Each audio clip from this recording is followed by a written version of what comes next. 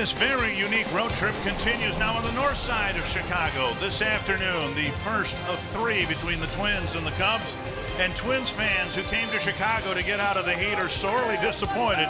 It's a hot, muggy day, and we're looking forward to a fun weekend of baseball here at Wrigley Field. Dick Bramer and LaTroy Hawkins for this series. And yeah, the Twins are still in Chicago, hoping that they can pick up a ball game, a win here this afternoon, this evening, whichever you prefer.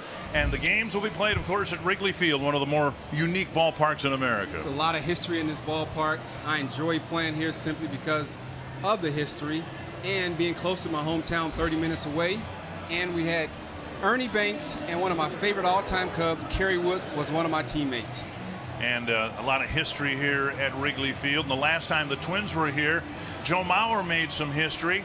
He had a wonderful series here at Wrigley Field. And I remember throughout the series hearing chants of MVP, MVP, and that's exactly what he became in 2009. The American League MVP is in the leadoff spot tonight in Game 1.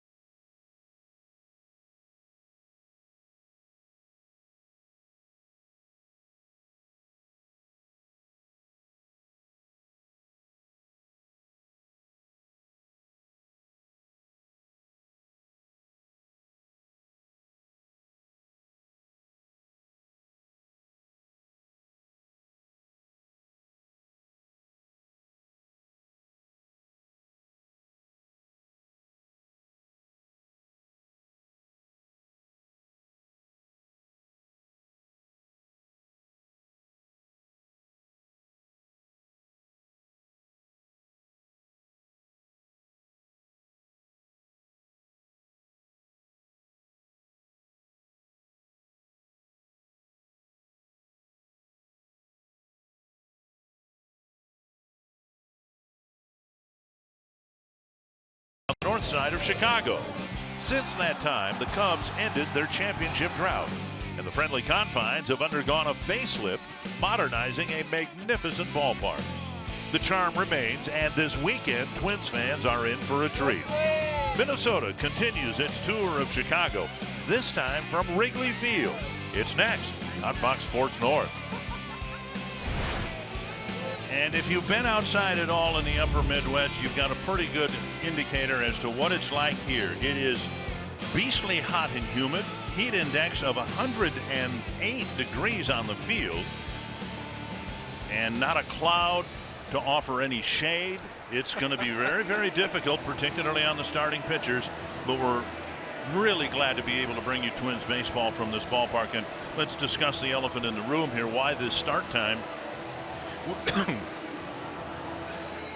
Since they put lights in here 30 years ago, they are precluded from having Friday night games here. So that wasn't an option. And the Cubs came in from California overnight after playing a game last night in Los Angeles, or late in the afternoon. They got in after midnight, and so they wanted to experiment with this start time, and so that's why we're playing at 4 o'clock, not 1 o'clock, and we can't play at 7 o'clock. Cubs take the field, and while the Twins have their hands full in the American League Central, they'll have a big impact on the National League Central here for the next 6 days. The Menards batting order has Joe Mauer, followed by Eduardo Escobar, Eddie Rosario, Brian Dozier, Robbie Grossman, Max Kepler, Mitch Garver, A-Ray Adrianza, and Jose Berrios. And the home furniture starting pitcher, as he did last year in his first year with the Cubs, Mike Montgomery, kind of a spot starter reliever. Well, Mr. Montgomery's been pretty good this year. 24 games. He's only started 6 times, so he's a hybrid guy. He's 2-2, 3.39 ERA. Has a very good curveball, and he's going to give our hitters a big problem today. 6 starts have actually been pretty good. Gave up just 4 runs in his first 5 starts, and then 4 runs in his most recent start. The Northland Ford defense for the Cubs: Albert Almora Jr. in center, Kyle Schwarber is in left, Jason Hayward is in right field. Ian Happ is at third. Russell and Zobrist up the middle. Anthony Rizzo at first, and former Twin Chris Jimenez behind the plate. Jimenez signing a minor league deal with the Cubs. Spent most of his time in Iowa, or with the Iowa Cubs in Des Moines, but back up now and catching for the Cubs here in the series opener. Twins almost swept the Cubs here at Wrigley Field the last time they were here in 2009. That's our DQ combination. Twins were walked off in game 3. Joe Mauer had 6 hits in the series. Jason Kubel had a couple home runs.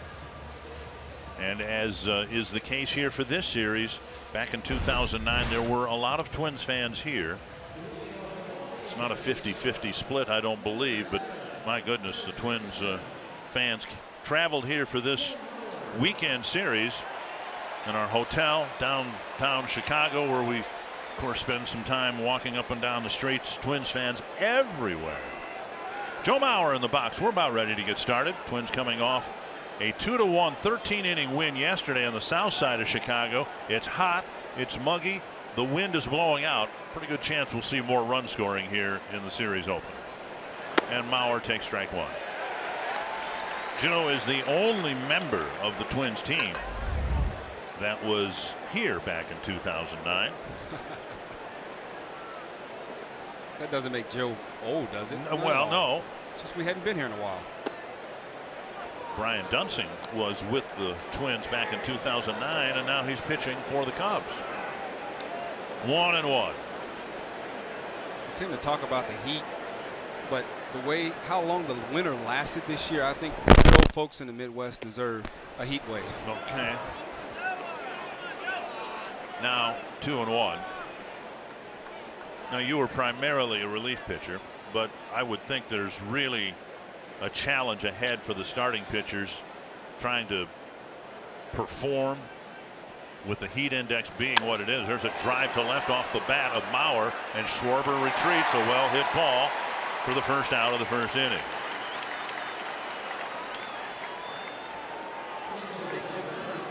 Now Schwarber backpedaled a few steps to make the catch, 1 away, and that'll bring up Eduardo Escobar. And Escobar gets a pat on the chest from his teammate of a year ago, Chris Jimenez. Seeing Escobar's batting average trickle down a little bit. Didn't have a particularly good series on the south side of Chicago. Swings and misses, 0-1. I would imagine, LaTroy, that the challenge for the pitchers, the starting pitchers now, not only trying to perform in the heat index, but you really don't want to have long innings where you're throwing more than hopefully 15 pitches in an inning. Well, you never want to throw more than 15 pitches, but I think the key when you have this type of humidity and heat, you have to hydrate. You have to stay hydrated, and the trainers and the strength and conditioning guys, they're preaching that. They have all kind of things now on the bench to keep you hydrated. If you can do that, I think you give yourself a chance to go out there and be successful and not get fatigued because of the heat. And Escobar takes high, 1-2. baseball rules keep you from taking a water bottle with you out there. Some pitchers would love to have that with them, but boy, as miserably hot and humid as it is, maybe not a bad idea if an inning does get long to, have the trainers come out with some refreshment. Water bottles and bananas and oranges for the players. There you go. Have a little buffet table set up out in short center field. Do it like they do the players, like they do the umpires. Bring water to them Yeah. between innings. Okay, I get it. Yeah. 3-2 to Escobar. 10th pitch of the inning coming up for Montgomery.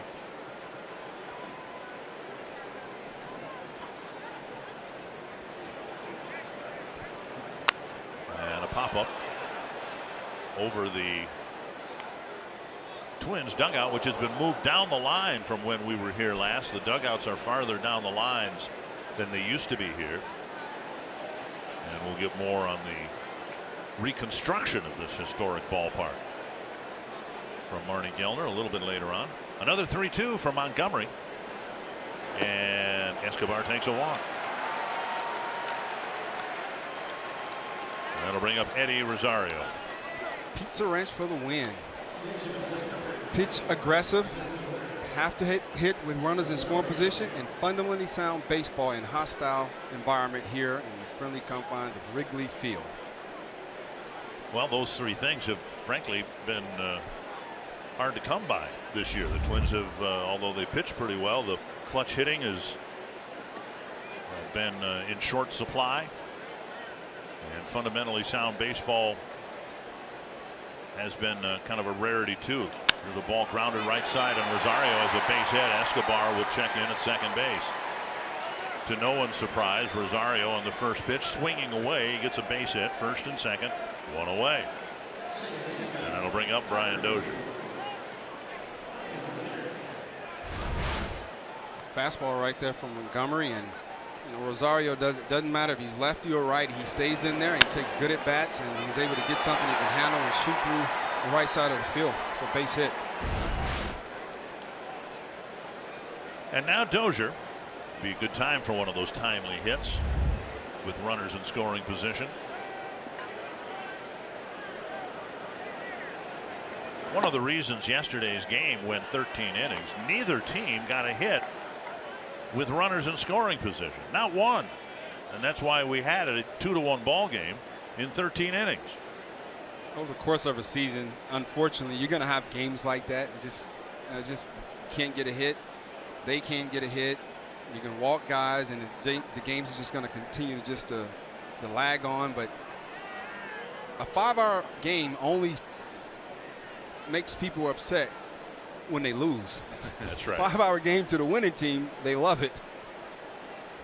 Every seat is filled here at this ballpark, and Dozier has a chance to put the Twins up early with a hit. Down and in.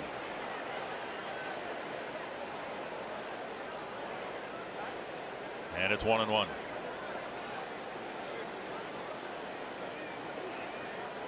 Not a cloud in the sky, and if anything, it's going to be hotter tomorrow. The high temperature is supposed to be right around 90 degrees, and we're expecting a high of 94 tomorrow. 1-1.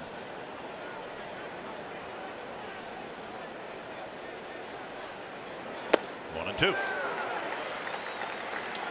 Breaking ball that cut inside on Dozier.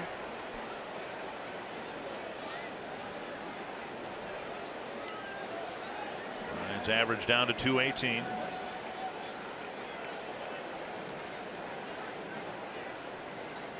These are those situations that I alluded on in the Pizza Ranch, that runners in scoring position. Put a little pressure on the pitchers. Pulled foul, and that got into the dugout. Wow. And apparently, we are relieved to know it didn't hit anybody. Ball rocketed right over the first padded barrier there, right where the ball boy's scrambling. And Joe Madden nearly got smoked. Every guy in that dugout screaming, "Ugly finder." Ooh.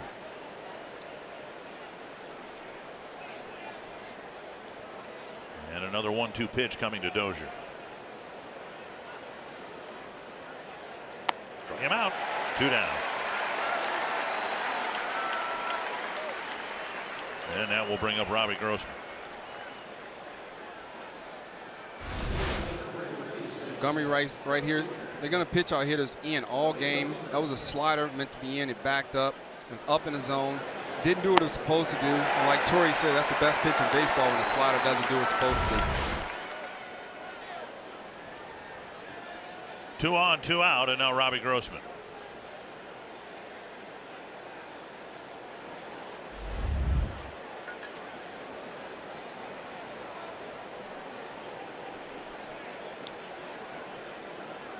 Grossman, of course, a patient hitter. Seemed to be a good candidate to get Montgomery's pitch count over 20 this inning.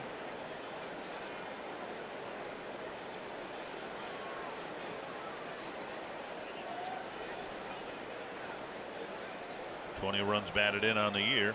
Grossman trying to pick up 1 or 2 or 3 here in the first inning.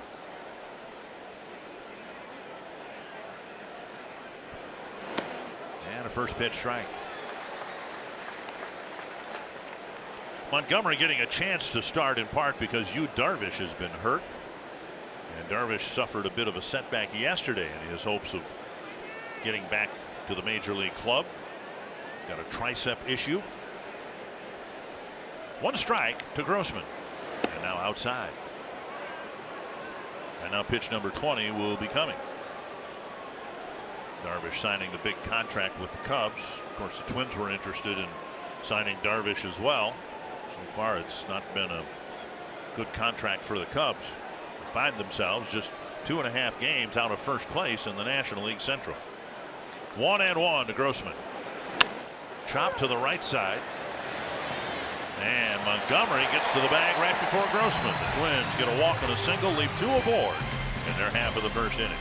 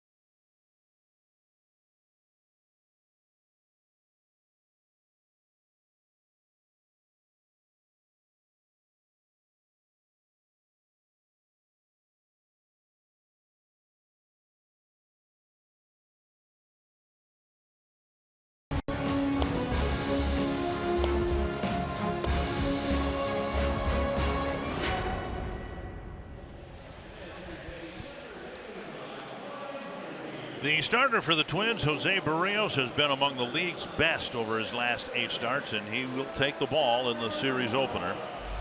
And the home furnisher numbers for Jose Barrios. Jose Barrios has been outstanding since May 15th.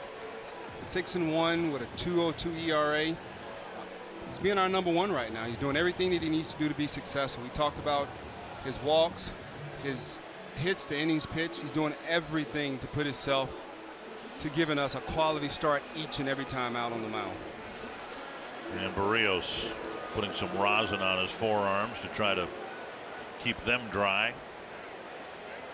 They announced the game time temperature 96 degrees. That's the temperature. The heat index 106. That's it. That's it. You're from Texas. You ought to be used to this I'm not stuff. from Texas. You live in Texas. Richard. And the first pitch, ball one, to Albert Almora Jr., having a great year for the Cubs. Then he'll be followed by Hayward and Zobrist. 2-0.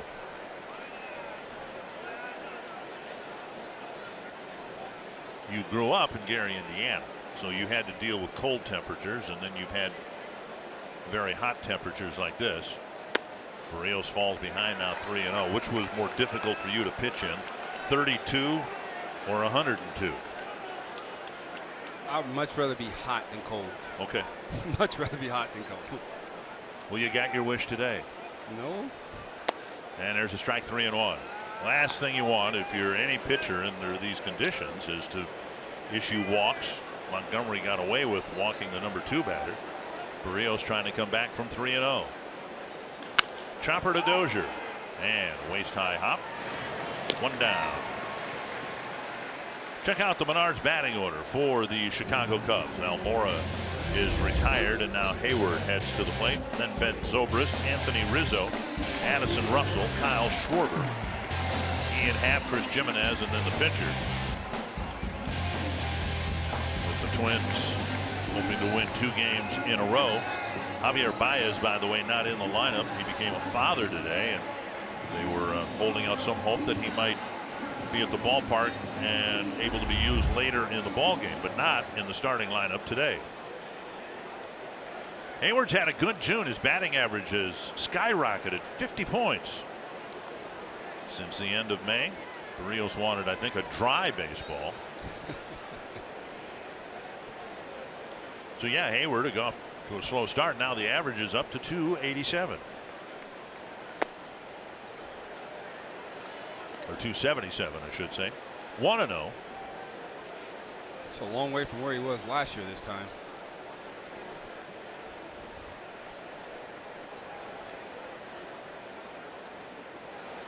And a strike. 1-1.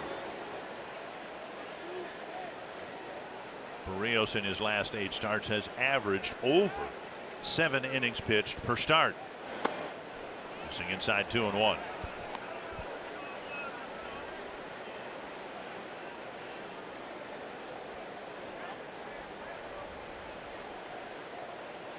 Eight pitches, just 3 strikes for Barrios.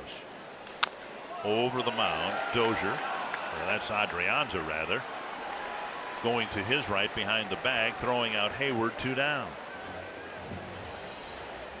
Northland Ford defense for the Twins. Max Kepler manning center field. He's got Eddie Rosario in left, Robbie Grossman in right, Escobar, Adrianza, Dozier, and Bauer.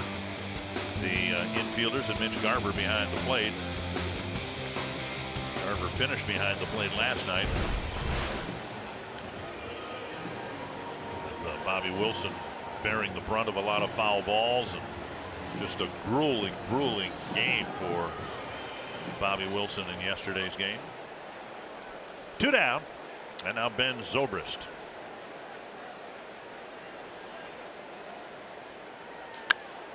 Lazy fly ball to Rosario, and Barrios will take that. A 1-pitch 3rd out in a 1-2-3 first inning.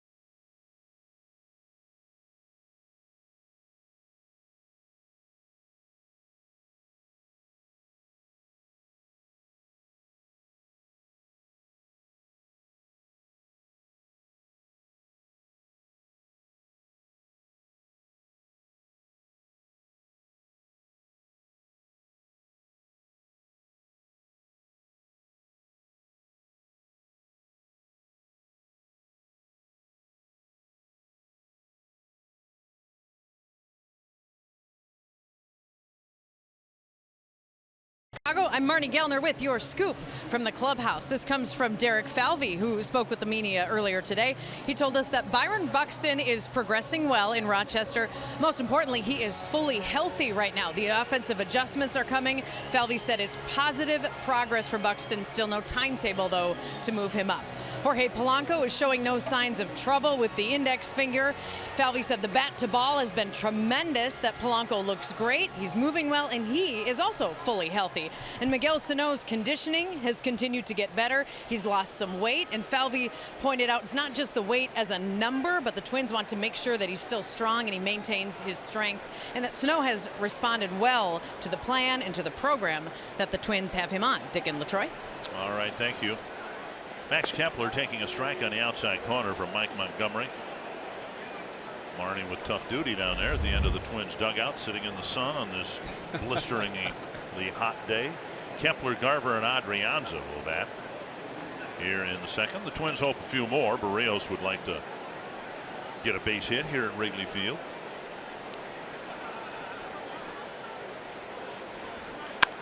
Lined into right field, and Kepler gets another hit against a lefty, and Hayward gets to it quickly, holding Kepler to a leadoff single. And that'll bring up Mitch Garver. The ball was blistered. Fastball in right there from Montgomery, and Kepler just turned on it and got it past Rizzo. Fastball, middle, over the upper half of the plate. He was able to get the barrel to it and just drilled that ball past a diving Rizzo.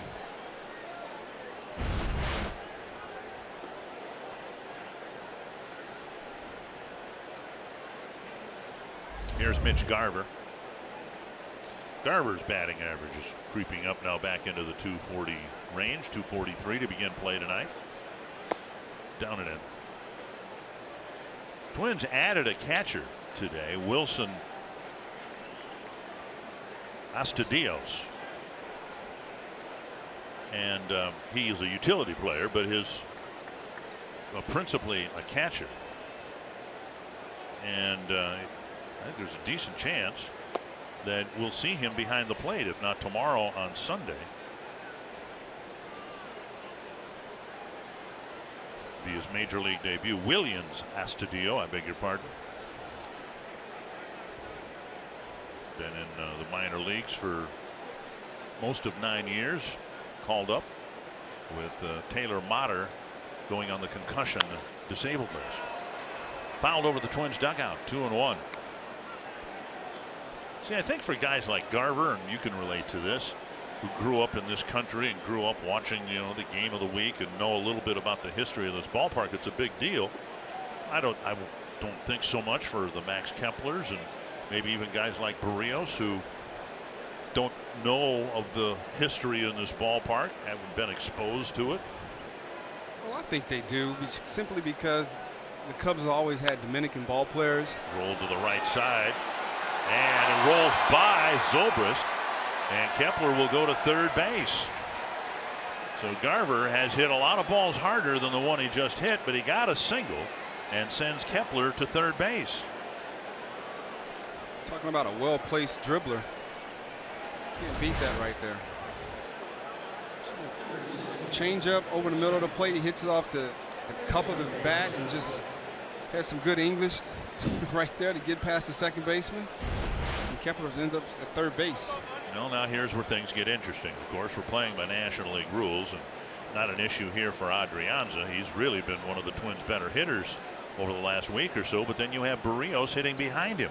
So the Twins trying to get something out of this. First and third, nobody out. 3 singles and a walk in the first 7 plate appearances against Mike Montgomery.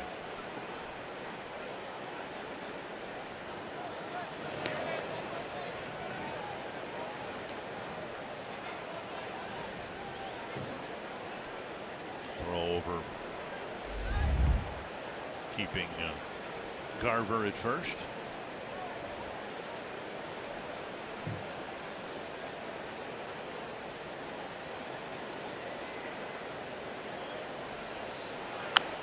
Chopped foul over by the Twins, or the Cubs dugout. Joe Madden nearly got another one. Ugly finder. Just in the second inning, and he's had 2 of them hit right at him. One was a screaming line drive off the bat of Dozier. 1 strike. Madden won the World Series here with the Cubs. And another chopper foul, and it's 0-2. Montgomery got a big strikeout of Dozier with first and second and 1 out. And now he gets ahead of Adrianza, 0-2.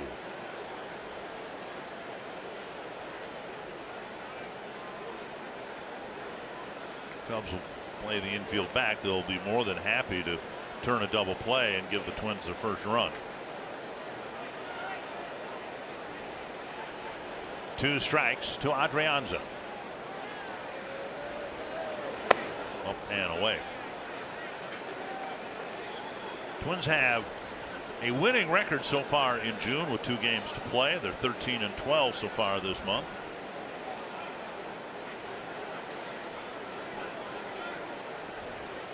Paul Molitor played here in the early years of interleague play. Now he's managing here. Adrianza checks.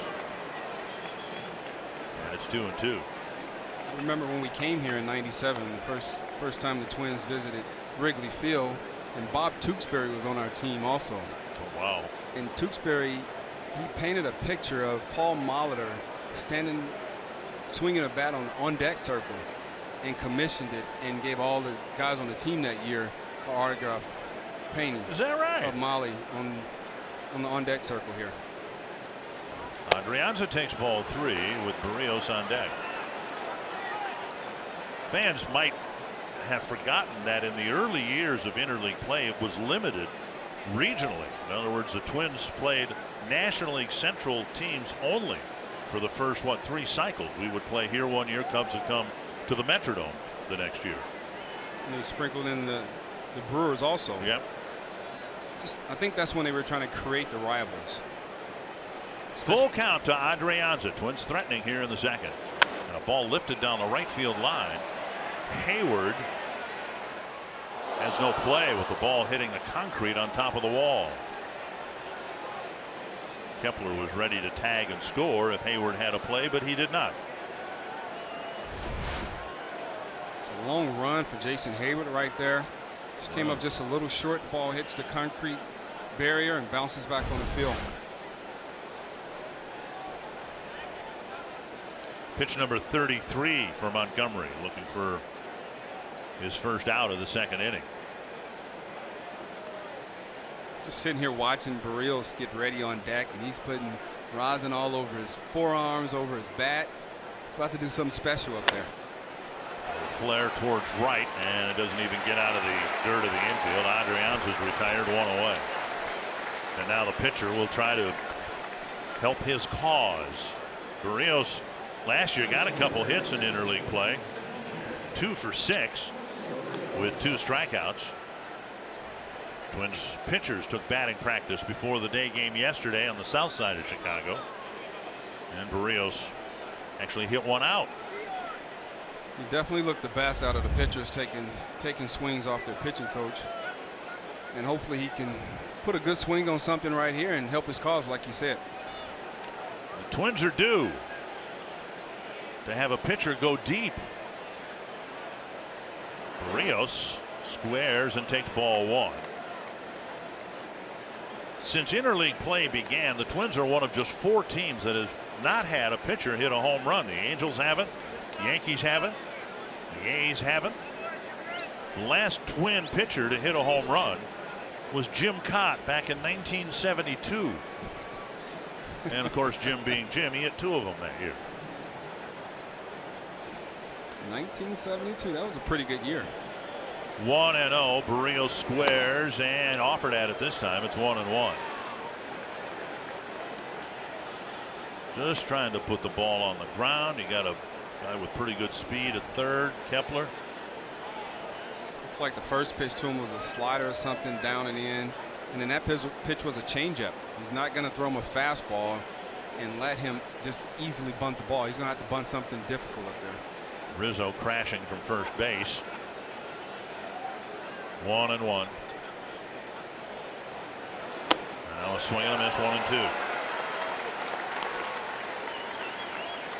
So they gave him a chance to bunt, and he didn't get it down. And they let him swing away, and he swung and missed.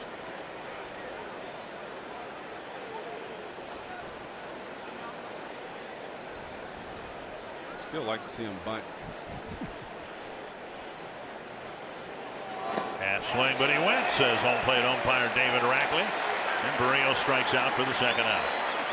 So there's so much pressure on the number 8 hitter in National League Baseball.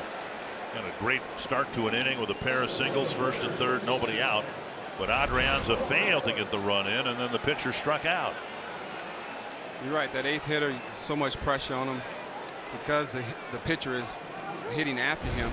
But you got to give Montgomery some credit right there. He made 2 good pitches. He made a good pitch to Adrianza to pop up to second base, and he didn't throw Barrios a pitch that he can handle, that he can bunt. And now Mauer lined out in the first inning, and he takes up and in for a ball.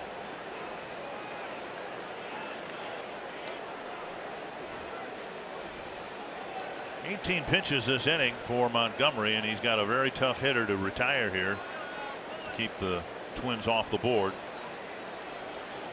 Mauer pinch hit and hit a line drive for an out late in the ball game yesterday.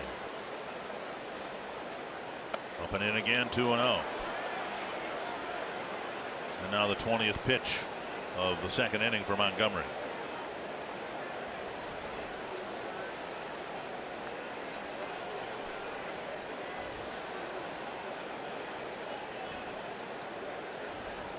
We spoke about, and we're going to continue to talk about, hitting with runners in scoring position. Joe's been one of the best the Twins have ever had.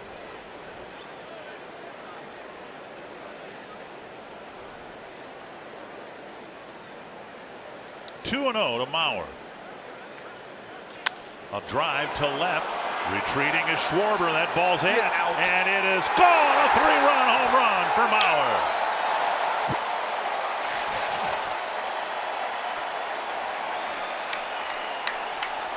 He had a phenomenal series here 9 years ago, and he just hit a 3-run, 2-out home run.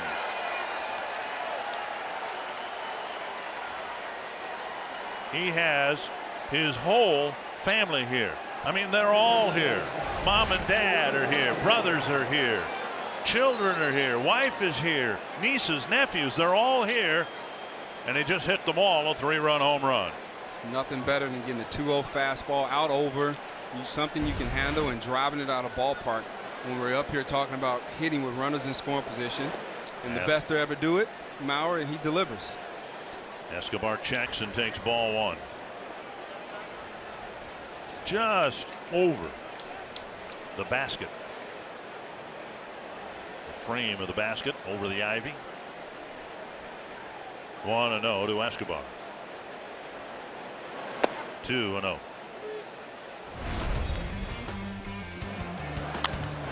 Mauer with 6 hits and 13 at bats, and an opposite field home run 9 years ago too. You know, the hair's a little grayer for Joe 9 years later, but that swing is unmistakably the same.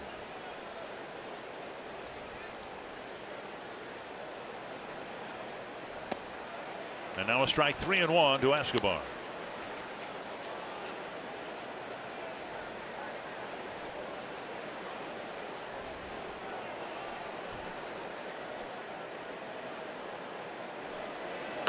Escobar swings at what might have been ball 4, and it's a full count. Rosario on deck.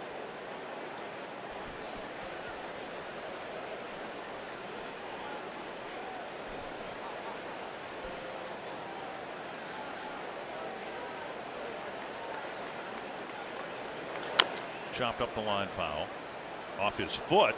Now they're saying that the ball is in play. Now Escobar fouled the ball off his foot, and Paul Molitor is going to come out and ask for the umpire, David Rackley, to look for some help from the base umpires.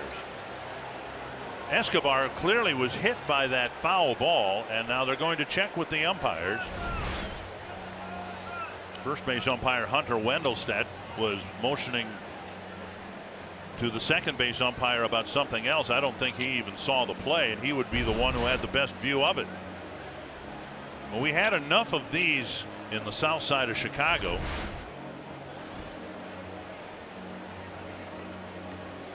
Our camera view of it from center field was closed in too tight, zoomed in too tight. Now maybe this angle will show us. The outside of the foot, perhaps. And the inning will end that way, I guess. But the Twins get a 3-run home run from Joe Mauer.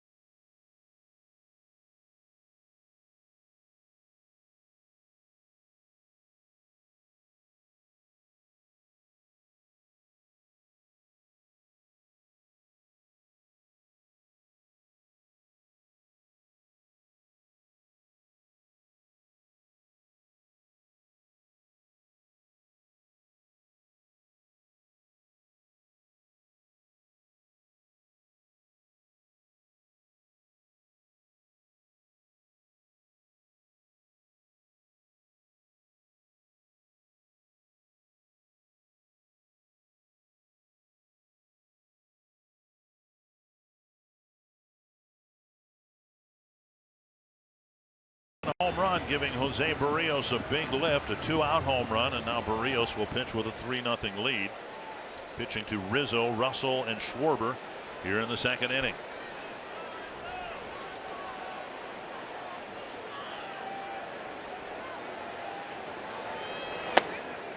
And up and away, ball one. Barrios just 10 pitches in the first inning. Hoping for another quick one here in the second.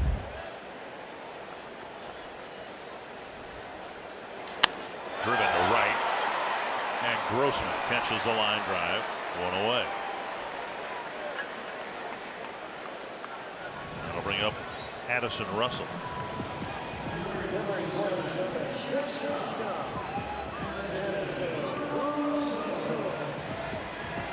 Russell having a good year, hitting .283.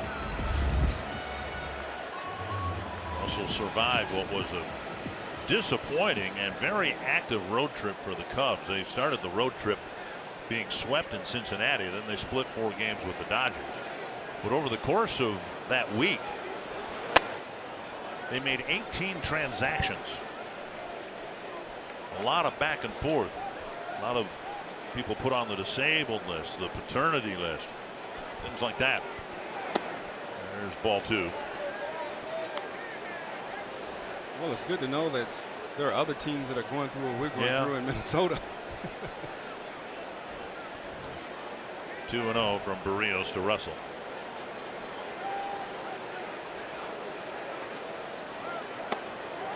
And a strike call, 2-1. This is the 103rd year of baseball here at Wrigley. 103 years, the same ballpark. Inside 3-1. Second 3-ball count for Barrios.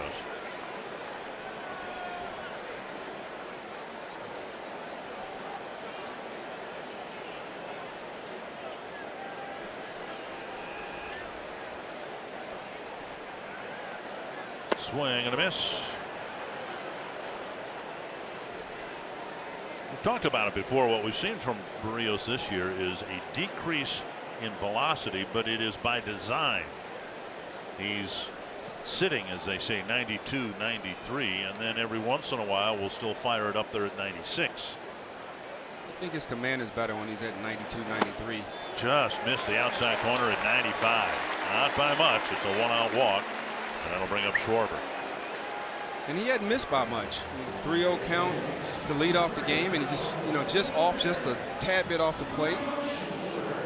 And once he gets locked in and throwing strikes, he'll do what we've seen him do the last 8 games and just start to mow guys down.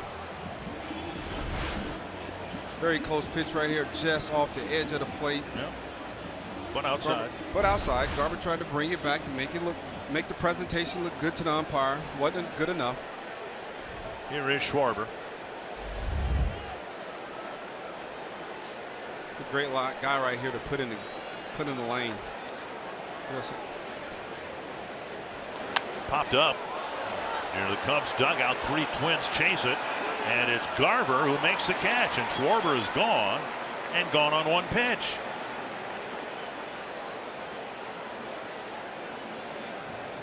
And that'll bring up Ian Happ. Sanford Health injury report involving their outstanding third baseman Chris Bryant. They're hoping he'll be back next week sometime. Really wasn't hitting the ball with much authority, and so they decided to shut him down and hope that the shoulder will eventually get better. Significant that it's his left shoulder, which impacts his hitting, of course, but not his throwing. There's Bryant. 2 down. Here's Ian Happ, who's in at third base for the Cubs. From here, the Twins will go further north to Milwaukee, and the Twins might face the Brewers. Well, they will without Lorenzo Cain. He's on the disabled list. Christian Yelich was not in the lineup today because of some back tightness.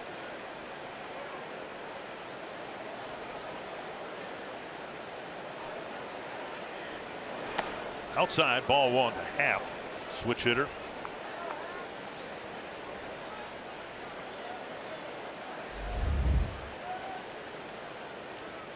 One and 0 from Berrios to Happ. Cubs lead the National League with a +89 run differential. 2-0.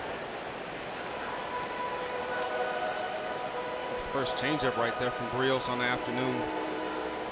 Well, we've seen the Twins change their infield defense with 2 strikes. Here they change it with 2 balls. They'll bring Escobar, the third baseman, over to the right side of the infield.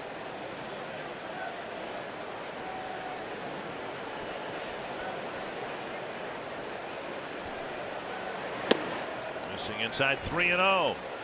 Not by much. I mean, that ball just off the plate right there. Really like to bear down and get Happ here, because then you could start the 3rd inning with Jimenez, the pitcher, and Almora.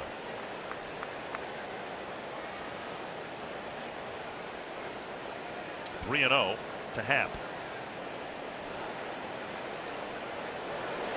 And that missed badly. 2 walks in the inning. And now Jimenez will bat. Twins fans remember Jimenez. Take a look at ball 4 here, or all 4 of them. They kind of look like a shotgun pattern coming out of his right hand. Up and away, some over the middle, down. That was yanked in. Jimenez has some pop so far this year with the big league club. Only 26 plate appearances.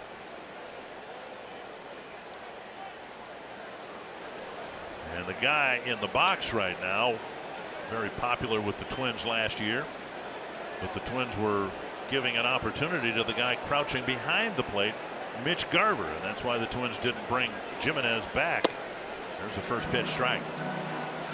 Garver had a kind of a breakthrough year last year in Rochester, and the Twins wanted to give him a shot of, being a catcher, a backup catcher to Jason Castro, and that's why the Twins were not as interested to Jimenez, or in Jimenez, as they might otherwise have been.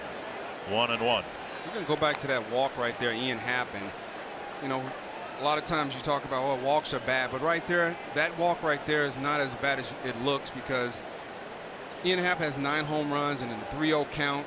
Try to throw a strike right there, he can really do some damage. You know, you put him on first and you know you got a right-hand hitter, which you've been very good this year on right-hand hitters. And you can go out to Jimenez and get an out right here and have the pitcher lead off the 3rd inning. Well, Barrios misses again, and it's 2-1. 10 pitches in the first. This will be number 17 of the second.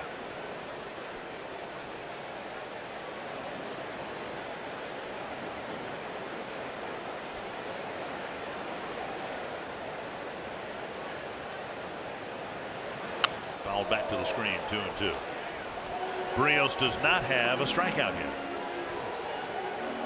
But we're saying all that, if you put Jimenez in a position where you throw the ball where he's swinging at, and as we've seen a lot last year, he will do some do some damage. So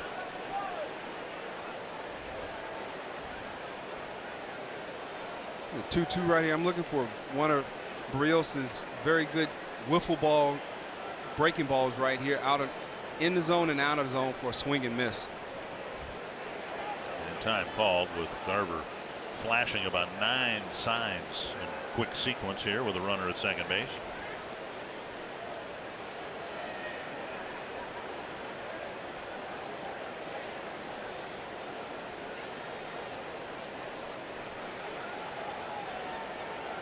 Two and 2 to Jimenez.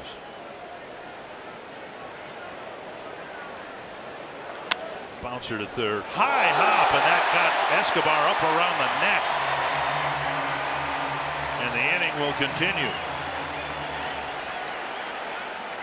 Hit right at the third baseman, but the last hop jumped up and got him near the collarbone. Here comes Tony Leo and Paul Molitor. There's the breaking ball. It just kind of sat there.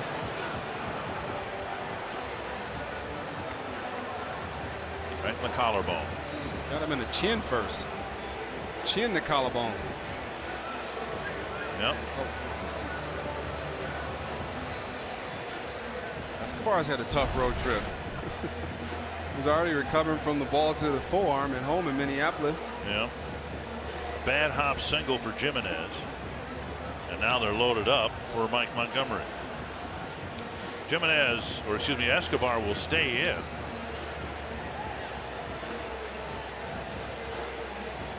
And the Cubs get a break on a bad hop, and they're loaded up now with 2 down for the pitcher. Montgomery 1 for 13 this year with 8 strikeouts. He does have 1 sacrifice bunt, but with 2 outs, that's irrelevant. That was a good pitch sequence right there for Barrios.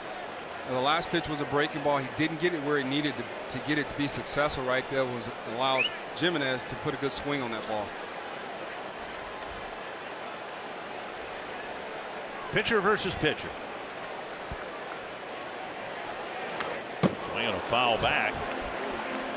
And Montgomery acting like he just missed his pitch. Well, after that swing, it looked like he did just miss his pitch. Does have a home run. That fastball up and away, moving away from him. I mean,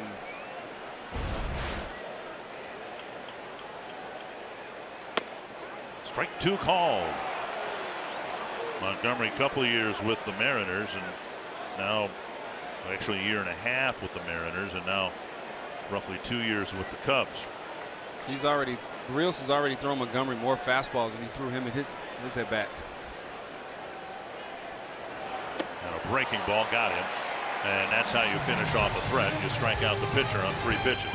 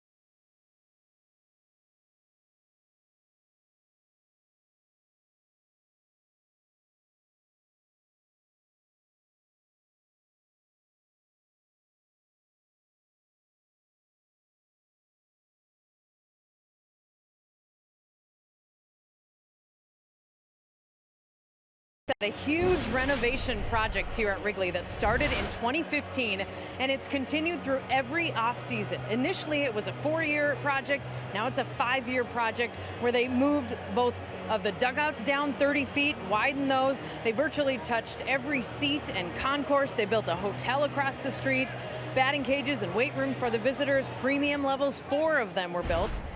And the upcoming offseason will be the 5th and final phase of this renovation project, and this is a 104-year-old ballpark. And Dick, you've said it a couple times, the friendly confines of Wrigley Field. Well, the problem with some of that was confines, the confinement here. There was just not a lot of space to do a lot of things, and so this renovation project was massive, and it has completely changed this ballpark. About $750 million worth of renovations here. It is something to be cherished. This is the National League historic ballpark, the complement to Fenway Park in the American League, and the Twins will be at Fenway a month from now. And the Twins have a 3-0 lead. Hey, Paul Molitor's a baseball historian and a sentimentalist, and asked him today. I said, I remember a few years ago, quite a few years ago now, he was asked to sing "Take Me Out to the Ball Game" during the 7th inning stretch, shortly after Harry Carey passed away.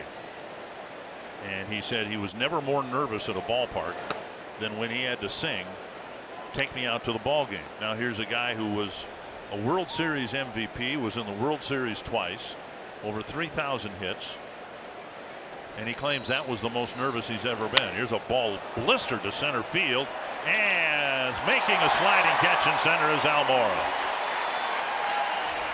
I'm not sure Rosario could hit the ball any harder than he did, but Almora scrambled over to make a sliding catch.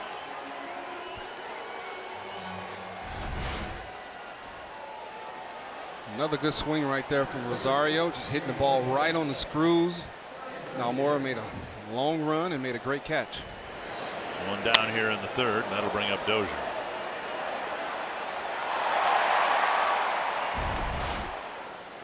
Dozier went down swinging with 2 on and 1 out in the 1st. Down and away, ball 1. Now, you grew up, as you said in the open, not too far from here, Gary, Indiana. Were you a White Sox fan or a Cubs fan?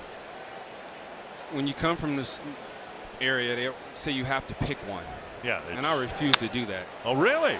Base hit to right for Dozier. Solid single with Hayward making the retrieve. When I was a kid, you know, the Cubs played all-day games. Right. So when the game started, I was at school. I would run home after school to get a chance to watch Lee Smith come in the game. And then before I went to bed, I would watch the White Sox game. So I enjoyed both teams from Chicago. I was a Cubs and a White Sox fan. Usually you're right. It's one or the other. You're either a Hatfield or a McCoy, right? You can't be down the middle. Here's Robbie Grossman. Grounded out to Rizzo his first time up, and he takes down and in ball 1.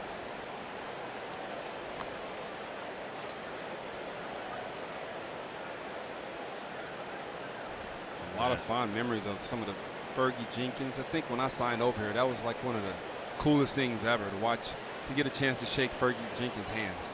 It was like, wow. You know, I got a hit against Fergie Jenkins. I have a picture of it in the fantasy camp. Oh, okay. All right. I'm scratching my head like, come on, Richard. Where? He was 72 years old or whatever, and I wasn't quite that old. But was it an infield hit, or you actually made it to the outfield grass? Most of my body was in the 3rd base dugout, but my hands stayed back. And I flipped one into center field. Nice. 1 and 2 to Grossman. On the fly? Yes. So did it bounce on the dirt and end up in center field, or it landed in the grass? outfield grass? And you know what? I think there's a real good chance I remember that more vividly than Fergie does. Throw to first, and Dozier gets back. Fergie was around. Ernie Banks was around. And it was Ernie Banks who coined the phrase "the friendly confines." Yep.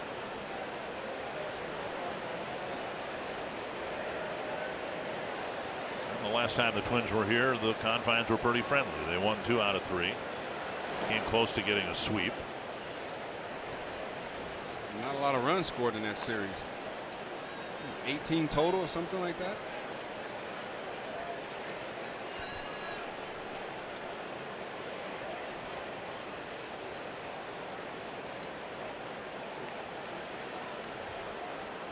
Twins leading 3-0 on a Joe Mauer second inning home run. Grossman takes up and in, and it's 3-2.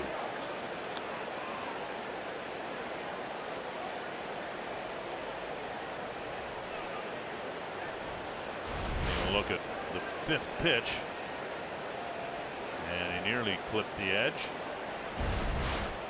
That's a ball because all those other pitches that Berrios has been throwing that have been really close pitches have been balls. Swung on and missed, and Dozier is tagged out at second. A strike him out, throw him out to end the top of the third inning.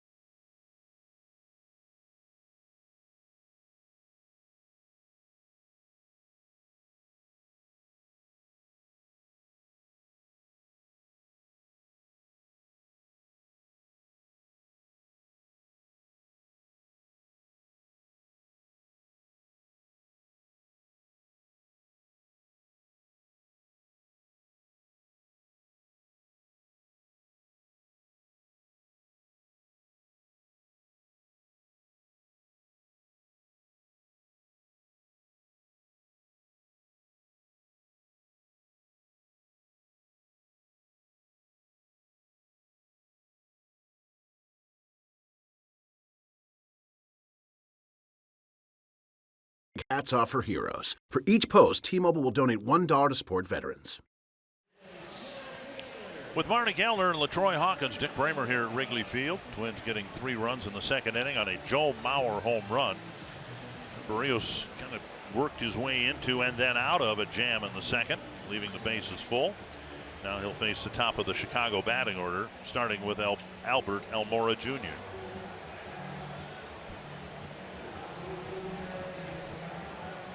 Now, between innings, about all you can do is drink a lot of water, Gatorade, whatever it is that you want to stay hydrated.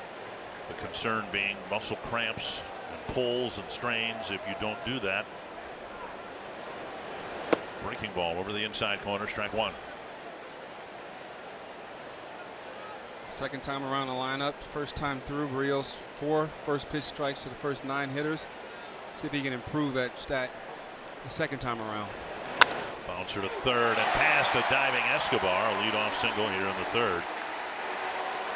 Both hits on ground balls to the left side. One hit Escobar in the neck area. This one skipped by him into left field. See the Twins take on the Orioles Saturday, July 7th.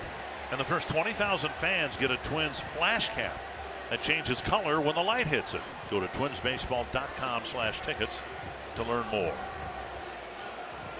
Leadoff single in the third, and now Jason Hayward get a ground ball over the mound, and Adrianza made a nice play to throw him out in the first. Flash cap changes color depending on the light in the room.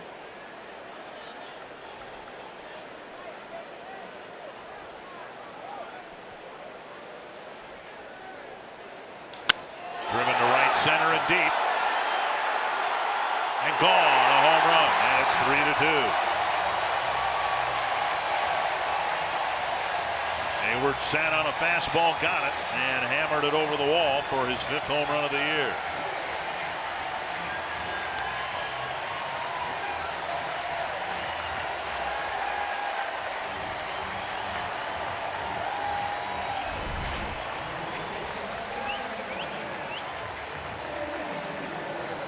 Fastball right down the middle.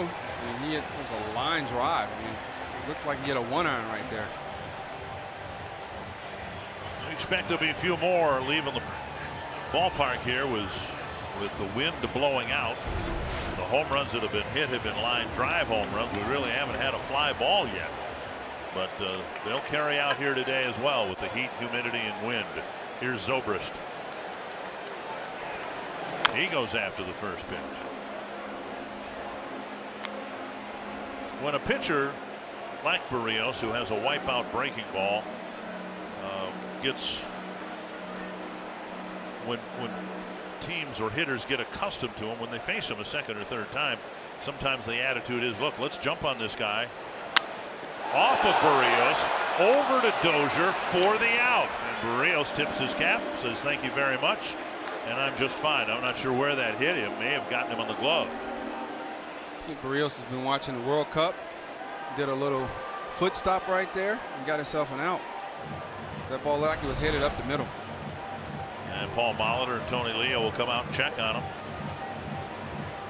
So the Twins catch a break there with the deflection going to the only man in the infield that could have made a play on Zobrist. And it looks like Barrios is going to be okay. Might have gotten it somewhere below the knee.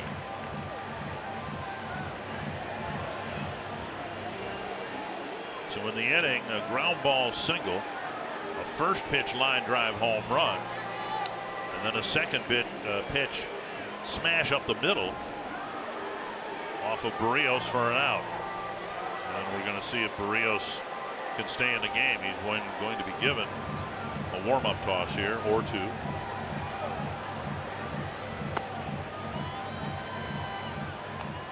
And he wants another one.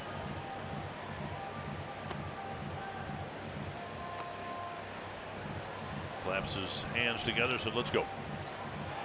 One down in the inning, and now Anthony Rizzo. He lined out to Grossman his first time up.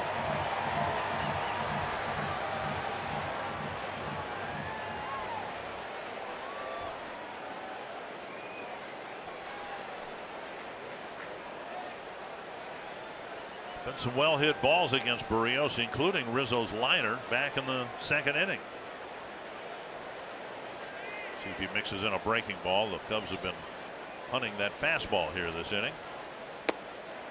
Changeup down and away, ball one.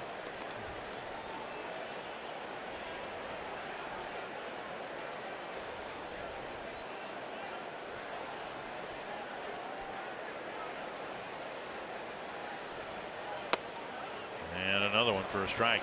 There's 3 changeups in a row right there. That pitch that Zobrist hit back up the middle was a changeup that Barrios kind of got on the side of, and it was running away from him instead of going down.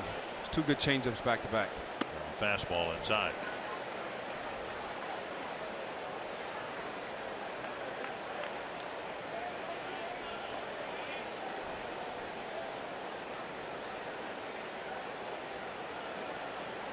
Two and one. Hit into the shift. That's the shortstop. Adrianza 2 away.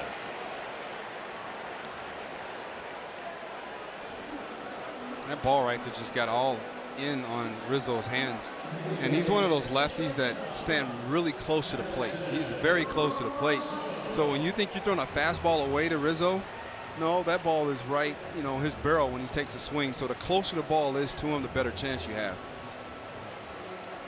2 down after the home run by Hayward.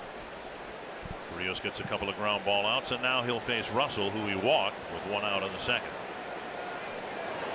Ball one.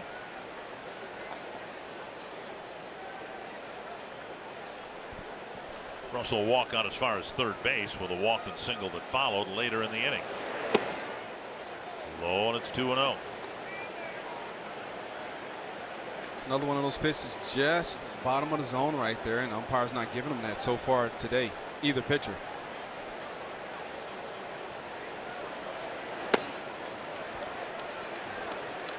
And Barrios a little frustrated. He thought he had a strike on that pitch too. Take a look at it. goes outside. I believe in the box. Do you believe in the box? And a strike, 3-1. I was about to say no comment, but I have to have a comment on air. Yeah. But I don't. You know what? I really don't. I mean, umpires have a strike zone. Let them call a strike if they see they think it's a strike. Let them call it a strike. Fly ball center field, and Kepler back a few steps, still going back with the wind pushing it out to the edge of the track. Single and a home run. The Cubs get back within one.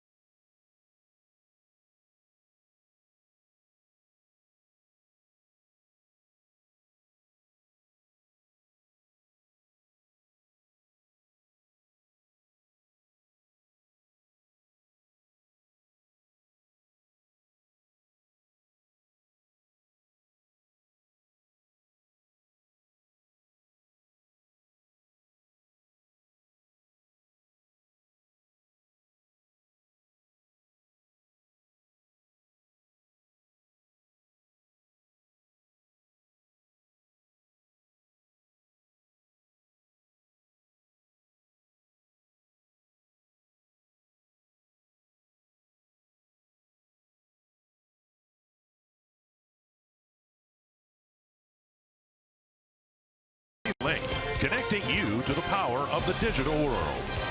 By Sanford Orthopedics and Sports Medicine for the everyday competitor in all of us. And by Northland Ford. Visit buyfordnow.com and your local Northland Ford dealer today. That's not a bad idea. We can go out and do that. I am going to lobby very hard that on the way back to the hotel after the game we stop and all get out and go jump in Lake Michigan. I pass. You up for that? I pass. You don't want to do that? No, I do not. But that looks pretty cool. I remember when I was younger, we didn't have that little connection to make it look like a water. We used to take the whole thing off and just flood the whole neighborhood.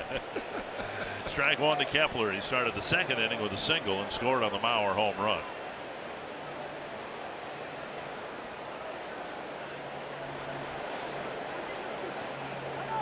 Time called. It might have been perspiration running down Kepler's forehead. Stroked foul. And it's 0-2.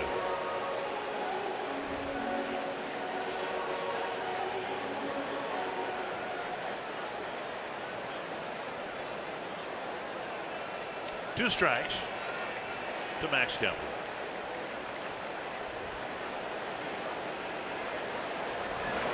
And a swing and a miss, one down. Twins, of course, had Troy Hawkins both as a starter, then as a reliever. And then he left to sign a free agent deal with the Chicago Cubs. And what you told me on the bus, a couple of stints with the Rockies, right? But 11 different teams. 11 different teams, and I repeated the Rockies, 07 and 14 and 15. One of 16 pitchers with a save against all 30 major league teams. And you were saying, too, you've got a jersey from all the teams. There's a ball scalded to center, and Garver has his second hit. One thing that's happened over the last week or so, Mitch Garver's fought his way and swung his way out of a slump. He's really been stinging the ball lately. He stayed back right there and just drove that ball right back over Montgomery's head. A crisp single to center field. And yes, I do have a jersey for every team. And when we did the Jackie Robinson, who wore the jersey, I got every Jackie Robinson jersey that Good I wore for also. You. Good for you. That's awesome. So my front closet in my house is full of jerseys. Here's A-Ray Adrianza. He ended up popping up with a couple of men aboard, and now he lays down a bunt. Montgomery fields and throws low, and it gets by the first baseman. On to third goes Garver. And now they'll see if they tag Adrianza. Now, Jeff Smith is claiming that a fan may have touched it. Yes, they're going to give Adrianza second base. Jeff Smith saw something, and he ended up getting confirmation from Chris Guccione, and I believe a fan reached over and deflected the wild throw. No, it went into the camera well and actually hit the camera. So that is why Adrianza will get another base.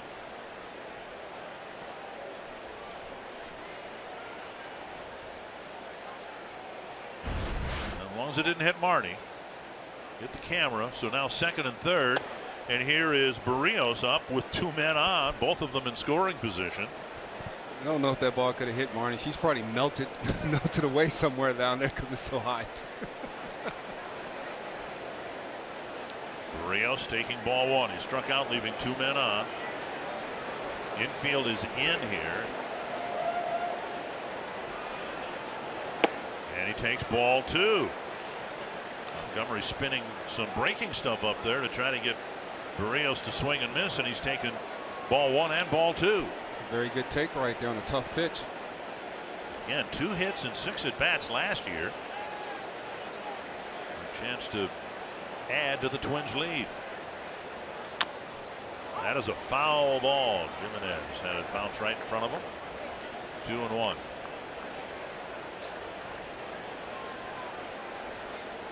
Last year, Irvin Santana in San Francisco got a 3-run double to help his cause. We'll see if Barrios can get a hit to the outfield, maybe score a couple. Okay, Adrianza, that was an error. Didn't give him the single. They gave Jimenez the single on the ground ball to third base. Taken low. It's 3-1. Mauer's on deck. And Montgomery, with 65 pitches, is about to throw maybe the most important one he's thrown so far today. Give him the take sign right here, Richard.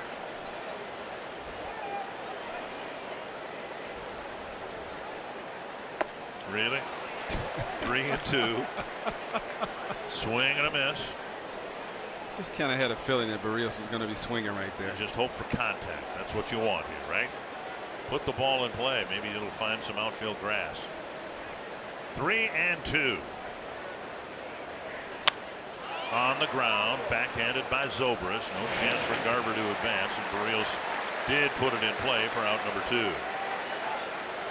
Now first base is open, and Mauer's coming to the plate. And in the second inning, with 2 outs, just got one into the basket. And we'll see how aggressively they pitch to him here with first base open and 2 down.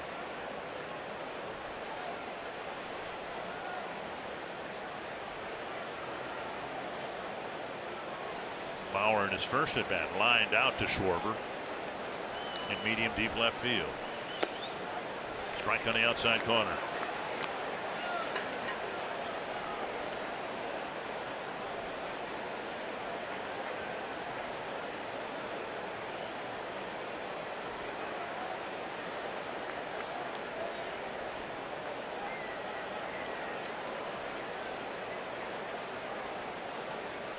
And a ball. Someone like Joan, that's really a wasted pitch. I'm not suggesting that's where Montgomery wanted to throw it, but you know, he doesn't expand the strike zone, and that pitch was 2 feet outside. Well, that was a ball out of his hand, and Joe the best at recognizing the ball out of the hand, but they're going to handle Joe very careful right here because of the damage he's done and the success he's had here at Wrigley Field. 1-1. Missing inside 2-1.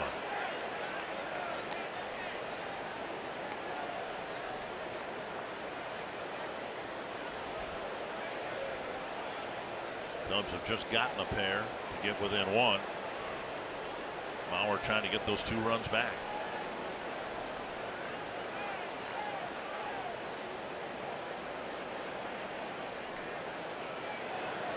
A liner to center. Almora over, and he won't make the catch. Mauer drives in 2 more, and he is safe at second with a double.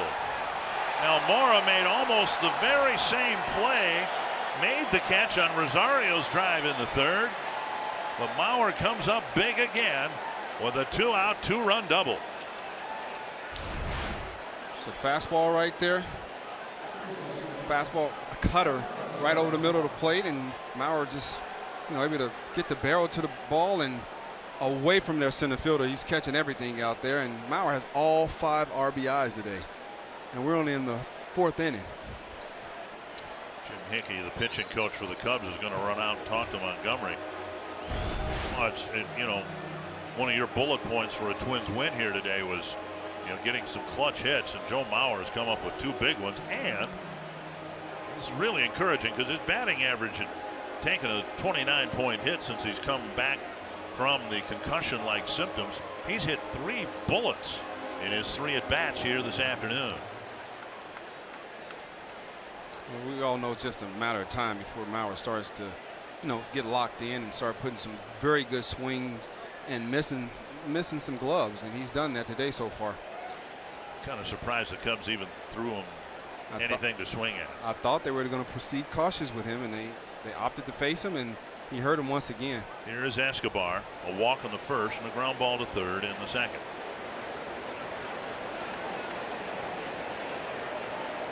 Over the inside corner, strike 1.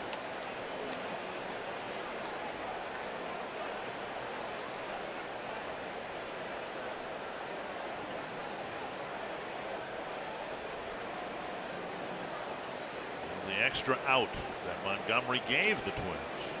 The Adrian's a bunt. High hopper over the mound, and Zobrist fires on the run. Escobar's retired, but a little too much Joe Mauer again for the Cubs here in the opener. He's driven in 5.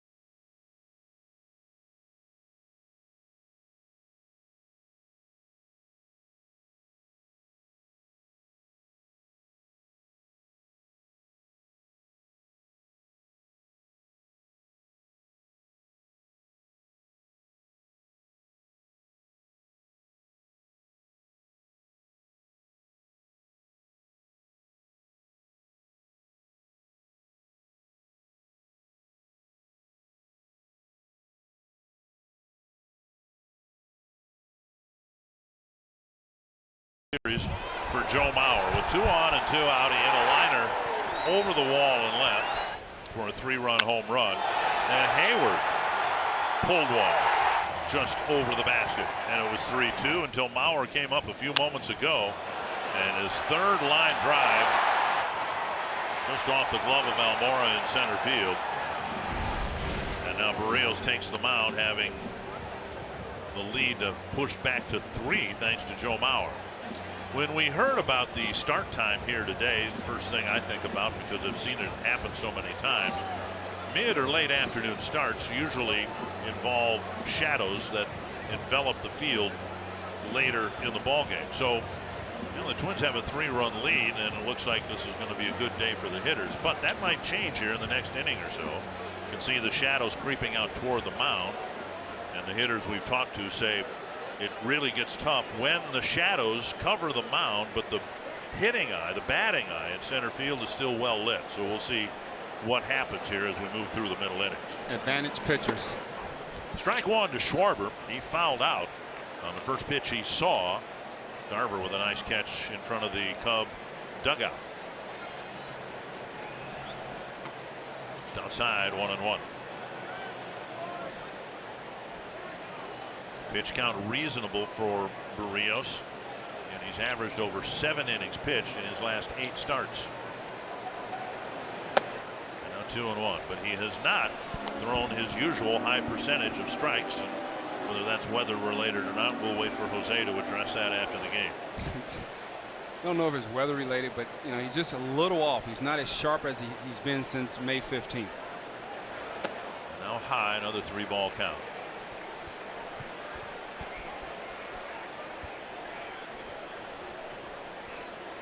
As we know, this year his walks have been way down. He's thrown a lot of strikes and striking a lot of guys out. So this is uncommon of him. And a leadoff walk here to Schwarber.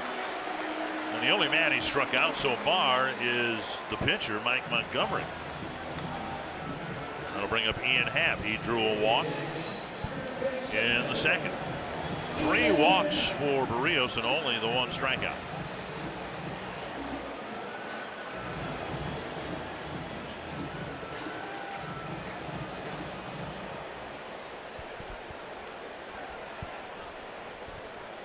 The 7th place hitter, and then Jimenez and the pitcher.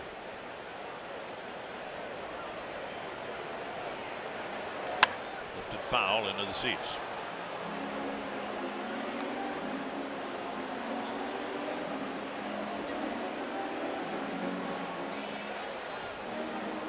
Happ about equally successful right-handed, left-handed.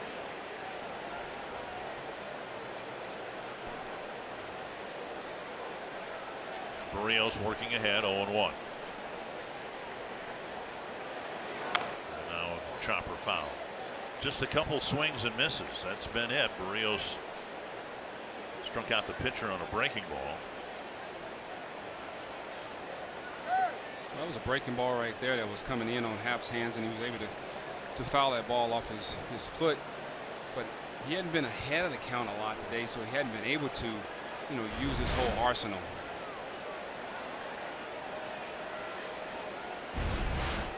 Wiffle ball, breaking ball we talked about. Fastball's up.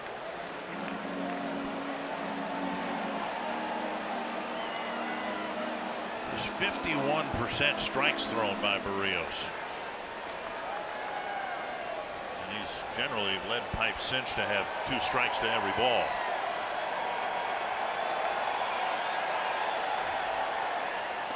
Now 2-2.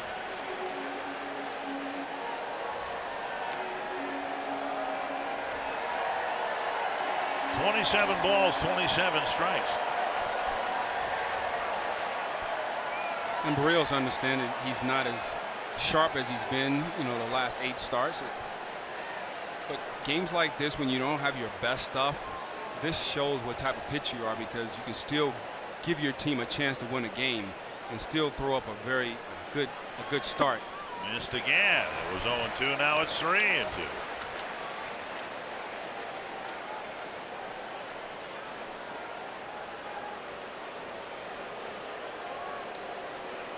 Jimenez on deck.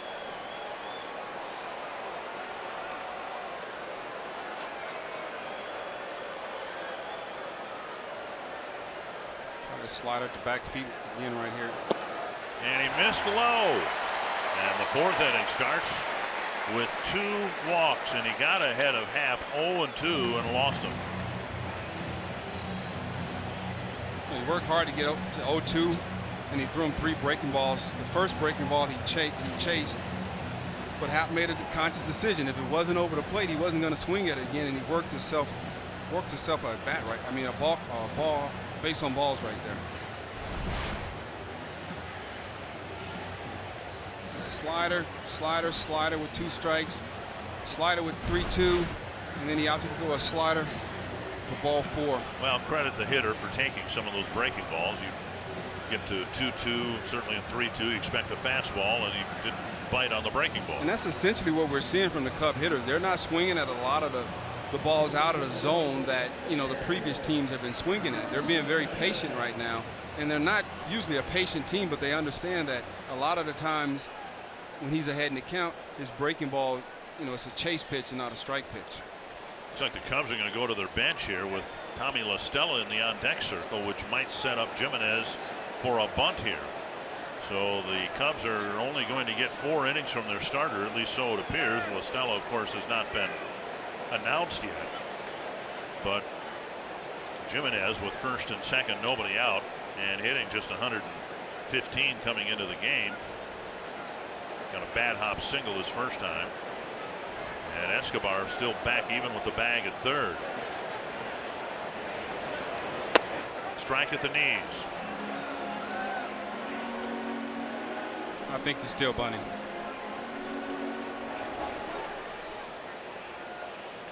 Randy Rosario, former Twin, warming up.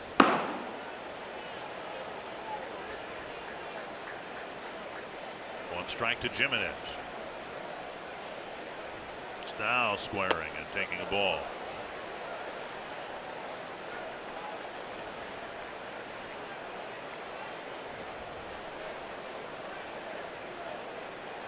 When the guy squares around a bunt in a situation like this, no outs, man on first and second, he's giving us an out.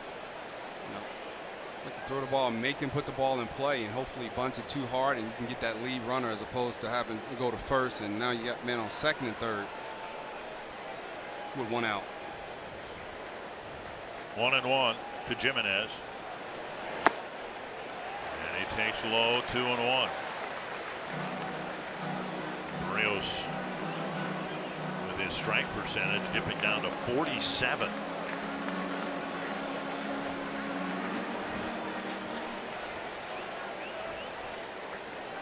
Good to see Rios dig real deep right here and make some quality pitches. Jimenez has laid off some tough pitches to bunt to work the count in his favor. Bunted in the air, foul, and now it's 2-2. That Barrios walked the first 2 batters might have forced Joe Madden's hand here a little bit, and apparently having La Stella pinch hit, they got a chance to get some runs back here. If Barrios had gotten the first 2 batters, there's Ryan Presley getting loose. If Barrios had gotten at least one of the first 2 batters this inning, maybe the Cubs let it ride with Montgomery through the 4th inning. Those are all National League scenarios. Yeah, and that's why I enjoy watching this style of play. 2-2 to Jimenez. Foul back. He's just not getting that finish on that breaking ball that he needs to. Getting that ball away from the right-hand hitters. Well, he's a little fidgety on the mound anyway, but here today you can just see him rubbing up the baseball, trying to get the perspiration out of his hand. There was not much snap to that breaking ball. Another 2-2 to Jimenez.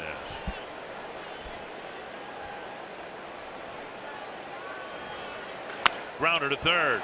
Escobar goes to second. Relay to first, and a double play. Not the easiest of hops for Escobar, but he fielded it cleanly. Delivered a good throw to Dozier to start a double play. Escobar just relieved that ball. It was a good hop to him right there. Same hitter, same ball. Well, and look who's going to come up and hit now. It will be Montgomery hitting, because the Cubs' chances for a big inning were taken out or eliminated with the double play. So Montgomery will bat. La Stella back in the dugout, and you can thank that man right there for starting kind of a difficult double play. Well, it starts with the pitcher, and Barrios making a really good pitch right there with his 2-seam fastball, getting Jimenez to roll over. Here's the pitcher, struck out on 3 pitches. It's first time up, and a flare down the line, and Escobar can't get there. But as you said before, think of it from Escobar's perspective. A couple innings ago, he took one up on the throat, in the collarbone area, And so now he's got a 2-hopper, and you're really not sure what that second hop's going to do, but he gloved it, as he always does, made a good throw across to Dozier, and they were able to get a potentially huge double play. That's why he's a big leaguer. He stayed focused. He wasn't thinking about the bad hop that he got a couple innings before. 1 strike to Montgomery, and now a 2nd strike. Struck him out with a breaking ball down and in his first time up. You know, I alluded to it. I wanted to see Barrios to dig deep right here and make some clutch pitches in some clutch situations, and he's done that so far. Fouled back. How many at bats did you get when you were in the National League? Well, total for my career, I don't remember how many I had in the National League, but I think I got 7 total my whole career. No hits, none. Put the ball in play? I put the ball in play maybe twice, I think. Then I think I had a bat here the last time. Yeah, I had a sacrifice in 2002. I think we were in San Francisco. 2 strikes to Montgomery. Taking a little bit low. And these are bullets that Barrios would like to save. When he struck out Montgomery in the 2nd inning, he did it on 3 pitches, and now there's a breaking ball right there. No, that ball's just right out there. of the zone. You think it's a strike? Yeah, really? Absolutely, right at the bottom. All right. I believe in the box. There's strike 3. And that will end the inning. Montgomery hoping that home plate umpire David Rackley would call a foul tip. And Barrios survived some control issues in the 4th.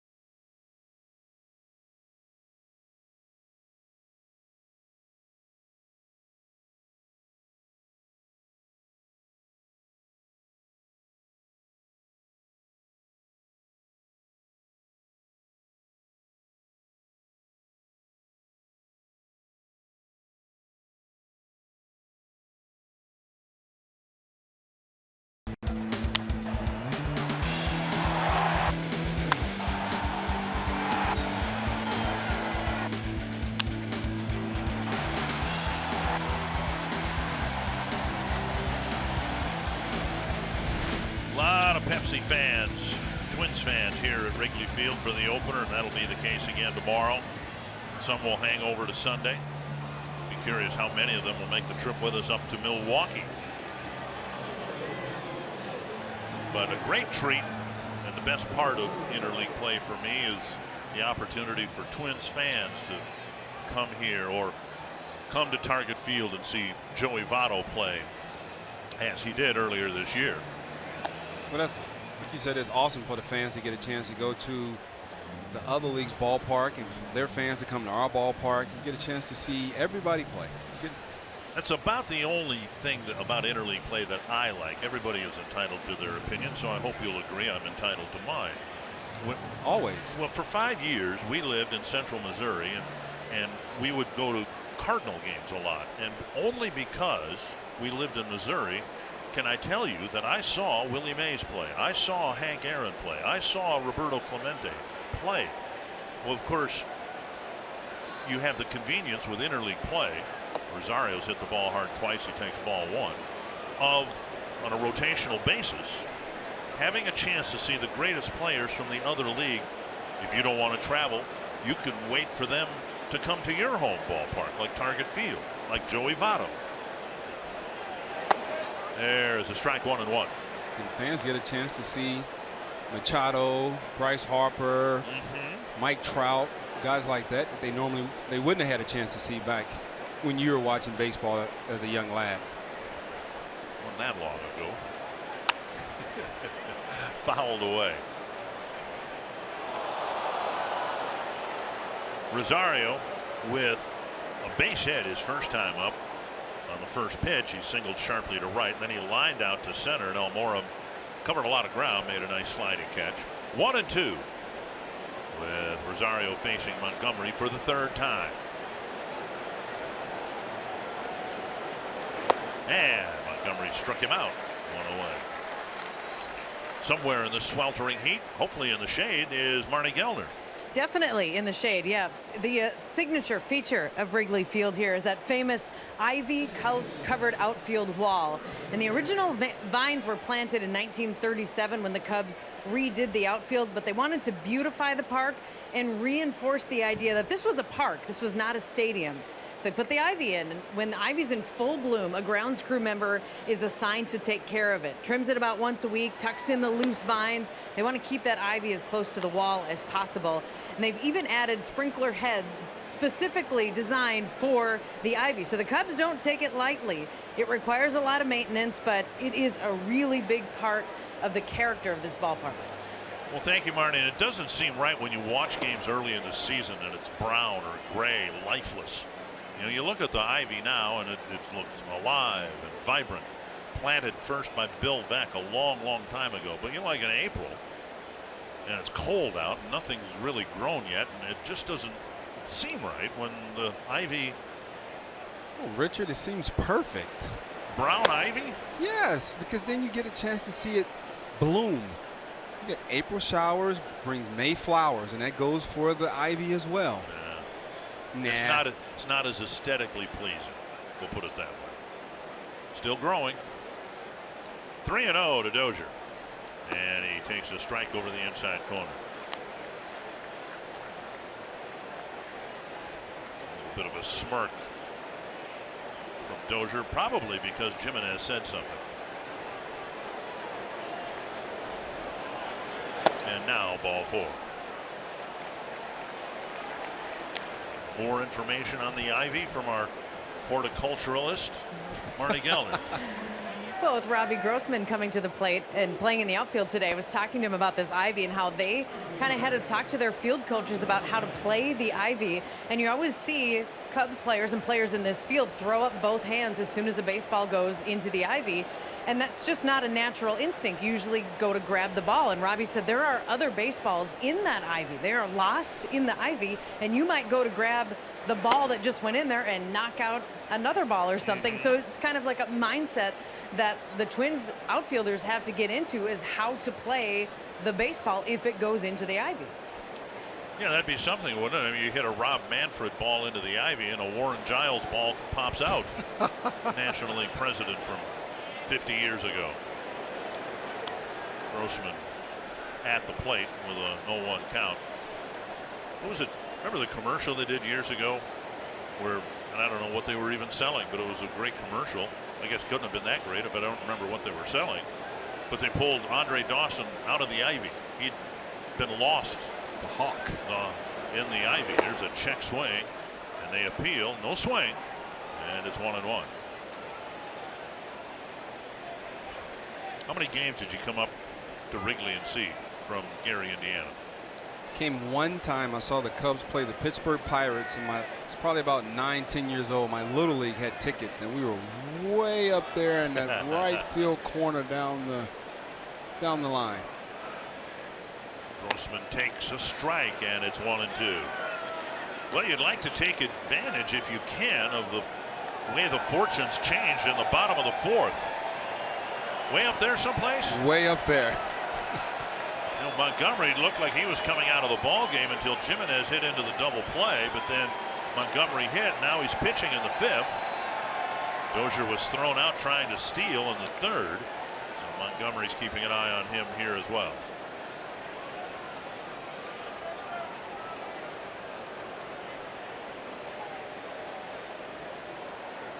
With that being said, that was the only time I'd ever been in a major league ballpark when I was 10, 11 years old until I pitched in the major league ballpark. Bounce to third, right through the legs of Happ. Rounding second, Dozier will go to third. Grossman goes into a slide midway between first and second, and he'll retreat. It'll be the second Cub error on a ball that could very easily have ended the inning.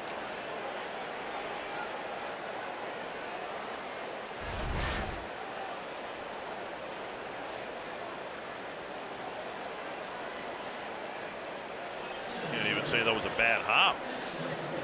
Nope, just went right under his glove, didn't get his glove down to the dirt, and the ball made him pay for it. And now Kepler with first and third and only one out. So far the Twins have taken advantage of the scoring opportunities, but not until after the second out. There's a chance where a fly ball could bring in another run. Kepler swings and misses. Kepler singled and scored in the second and then went down on strikes in the fourth. His first time up, Kepler scorched the fastball. Second time up, Montgomery started flipping him that good curveball that he has, and it slider down and away. And the first pitch right there was a swing and miss on the curveball. And time called. What we've seen from Kepler against left-handers, Justin Morneau-like production, driving the ball to the left center field gap. And that's where Almora is playing him right now. What a stop by Jimenez. That ball landed in front of the right-handed batter's box, and Jimenez was able to block it and keep it in the dirt. Another breaking ball right there from Montgomery. Tried to get it down and away, and he got it way down and way away, and it bounced out front, and Jimenez was able to put his face in front of that ball to stop it. 1-1. Kepler on the ground, and now they've got the runner Dozier between third and home, and he'll stay in a rundown, and Dozier is going to be out at the plate. Dozier and Rizzo were in a staring contest for a long while. Then Dozier was able to stay in the rundown long enough. The Twins are going to look at it, and the Twins will have runners at second and third, and now Happ is getting some medical attention. Just barely got him right before Dozier put his left hand on the bag. And you can see why Happ is getting some attention. Inadvertently, Dozier's right spike caught him up on the face. Let's just hope Dozier has on plastic spikes. Kind of a weird play because Dozier came down the line. Rizzo wasn't sure what to do. And all the while, the runner at first, Grossman, was able to keep running and get to third base. And then Kepler was able to advance to second. So it's time for the Twins to get another two-out hit here. This time it'll have to come from Mitch Garver. And you can see Rizzo finally chasing Dozier back, but right there, his ability to run towards home and then motioning for Kepler to go to second. And the Twins do have two runners in scoring position for Garver, who already has two sharp singles in the ball game. So on that play right there, the catcher, Jimenez, it looks like Dozier had to go around to try not to run into him to get to the back of home plate. I never even thought about that. Ball one, and Jimenez couldn't find the ball, and it was in his equipment and rolled near home plate. Ball one.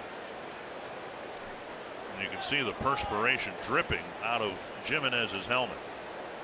We focus on the pitchers, but my goodness, what's it like to have to catch on a day like today?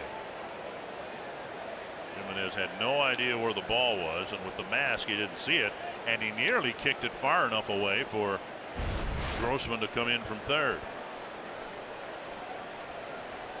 Well, you think it's hot to us and some of the other guys. It's really hot to the catchers and the umpires. Inside. 2-0.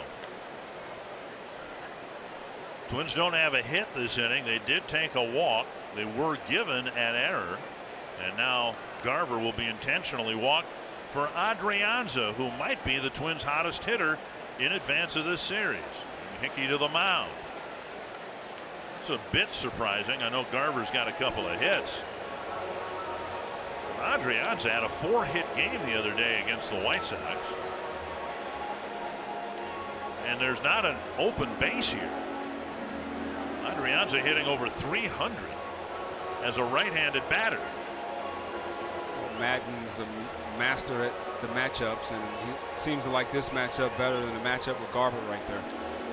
Jim Hickey replacing Chris Bosio as the Cubs pitching coach, and Bosio dismissed the other day by the Tigers. Bases full of Twins. The Twins have scored all 5 of their runs on 2-out hits, both hits by Joe Mauer, a 3-run home run and a 2-run double.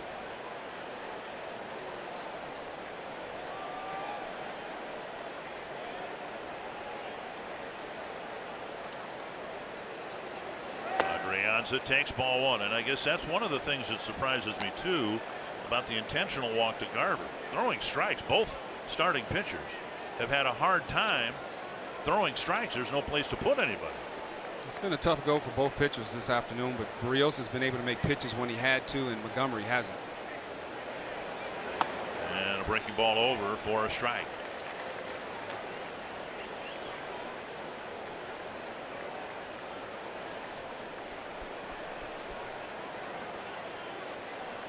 Williams Astudillo's in the on-deck circle in the event Adrianza reaches and extends the inning.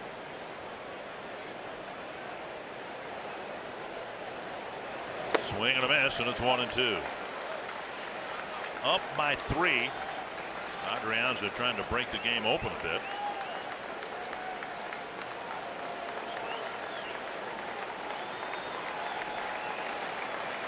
'95th pitch of the ball game. Last inning with those 2 leadoff break base on balls, it made Madden have to make a decision. Montgomery's pitched himself in a situation where Molitor has had to make a decision. Inside, and Jimenez didn't catch it. And if the ball had rolled that far up the first base line, Grossman might have come in to score. Now it's 2-2. It's like a fastball, a cutter, or something. It's just he yanked across his body, and Jimenez stabbed at it and was able to get a glove on it to knock it down, keep it from being a wild pitch. But he's been all over the place this inning. Hopefully he can throw one to the backstop and we can score a run without getting a hit. Adrianza hit a grand slam at Target Field a couple weeks ago. 2-2. Poked foul.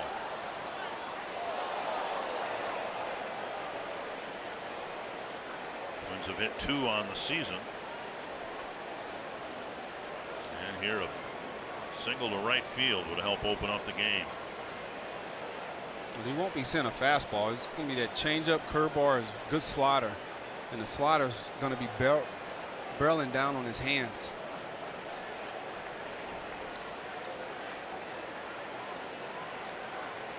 Two and 2. 3-2. There were only 3 runs scored in the 13 innings yesterday, 2 of them on bases loaded walks. And now Montgomery hoping to avoid that here in the 5th inning. Get a walk right here, and Astudillo first major league hit, the grand slam. How about that? Runners will go. Little pop up right side. Easy play for Zobrist. And the Twins strand 3. Still lead 5-2.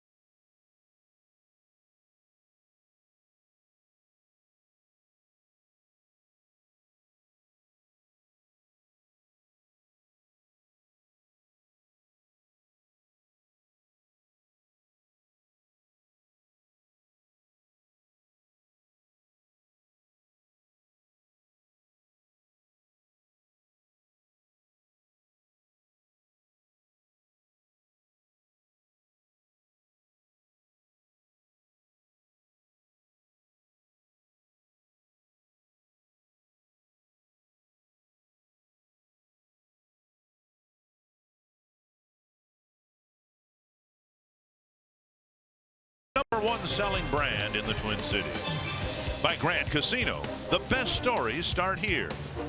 And by Wisconsin Dells, the water park capital of the world. Beautiful ballpark here in Chicago on the north side. 5-2 Twins lead. The organist here at Wrigley Field, Gary Pressey, was nice enough to stop by and say he's always been a big Twins fan. And so we'll give him props because during the inning break, he played Jingle Bells to try to cool everyone off here a little bit. Twins with a 5-2 lead. We saw the pinch hitter Astudillo on the on-deck circle, but that was only in the event the Twins had a chance to score more runs. And since Adrianza was retired, Barrios is out there to at least start the 5th inning, facing Almora for the 3rd time. Swing and a miss with a slow breaking ball and a half-hearted swing. Almora, Hayward, and Zobrist in the 5th for Chicago.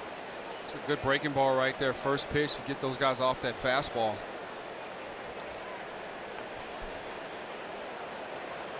And a breaking ball that clips the inside corner. Now Barrios is very talented. He's also a quick learner. He saw what happened to some early fastballs in the 3rd inning. Almora hit one for a base hit. Hayward hit one for a home run, and he's relied an awful lot on the breaking ball ever since. This one a liner, hit to Escobar, one away.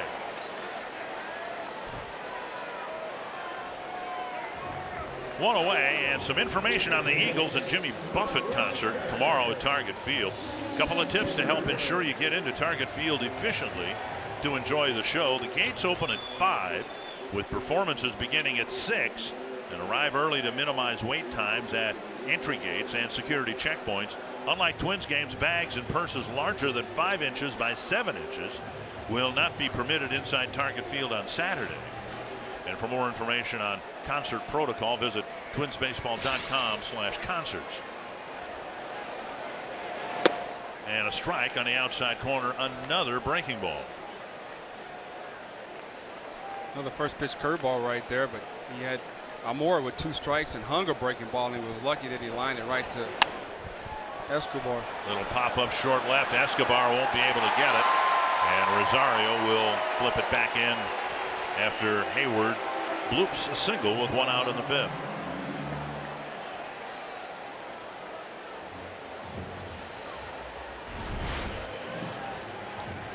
The fastball right there, and helmet hits. Hayward swings at the ball. The helmet covers his eyes. He don't know where the ball is, and he ends up on first base. What a game. Yeah. Got a base hit. And now Ben Zobrist with a runner on and 1 out. Zobrist been very aggressive his first 2 at bats, swinging at the first pitch.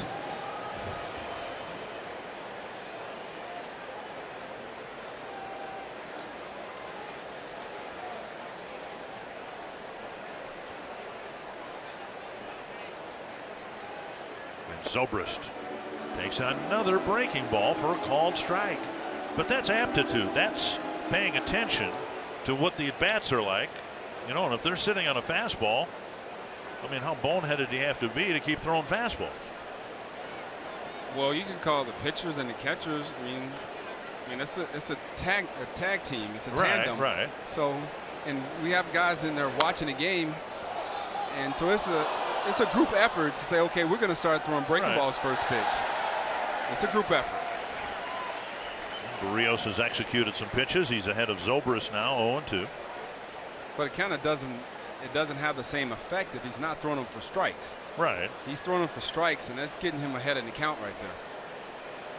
Giving him just another pitch to have to worry about in the back of their mind, and just other than the fastball.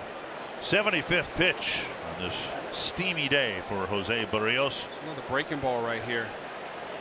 I want that ball to be strike the ball out of the zone. And that hit him on the back foot. So we got ahead of him and then lost him with a hit batter. So tallying things up here, there have been 4 walks, a hit batter, and only 3 hits against Barrios. And the only man he struck out has been the opposing pitcher. Garber set up inside right, just a breaking ball that hit Zobrist on the top of his left foot. So now first and second, one down. And Rizzo, who's lined out to right and bounced out to short.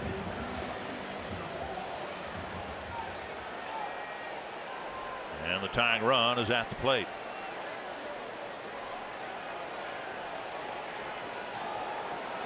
Gonna run in scoring position here at second base. Rizzo's going to be pretty aggressive.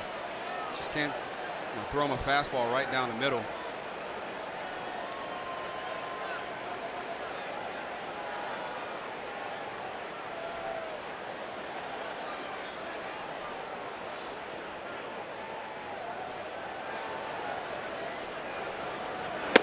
Fastball inside. One of the things that makes Rizzo so good, although the average is down a little bit so far this year, he doesn't strike out very often. Rizzo has 265 at bats and only 40 strikeouts.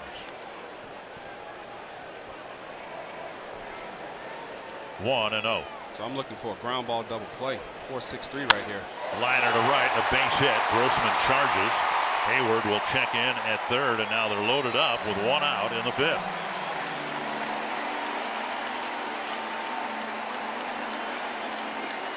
So a bloop single, a hit batter on an 0-2 pitch, and then Rizzo lines a single to right. Fastball up, right over the middle, right in his groove and timing. That got his foot up, got it down. Some very good contact right there. And Garvin Alston to the mound. One of the changes here, the bullpens are actually tucked in under the grandstand in the outfield. And so we're unable to see it, but we have a camera there and we can show you that Ryan Presley is behind that advertising there, warming up in the bullpen. And then visually display who's warming up beneath the right field scoreboard. So awesome right there, being tucked away. You don't have to worry about visiting fans. I mean, home I fans never thought just about heckling you and calling you all out of your name and talking about your family. Just prepare to go in the game right there. And when I first heard about it, I thought, and you're going to bring this up, but at first I was thinking, okay, this would be like the movie Papillon where they had the sweat box. It is air conditioned. Yes, I was not going to say that. I was going to say that. Bases loaded, one down, and Addison Russell, the batter. A high fly to left, and Rosario retreats. The wind's going to blow it. Gone, a grand slam.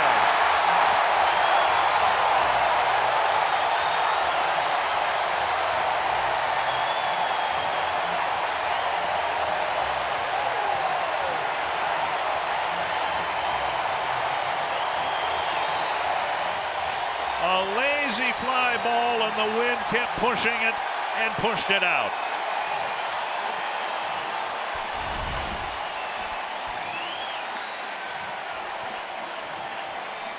And the Cubs have their first lead. A hanging breaking ball right there. He's thrown a lot of those lazy rolling breaking balls to right-hand hitters, and Russell recognized it and was able to step in the bucket and get it up in that jet stream for a grand slam.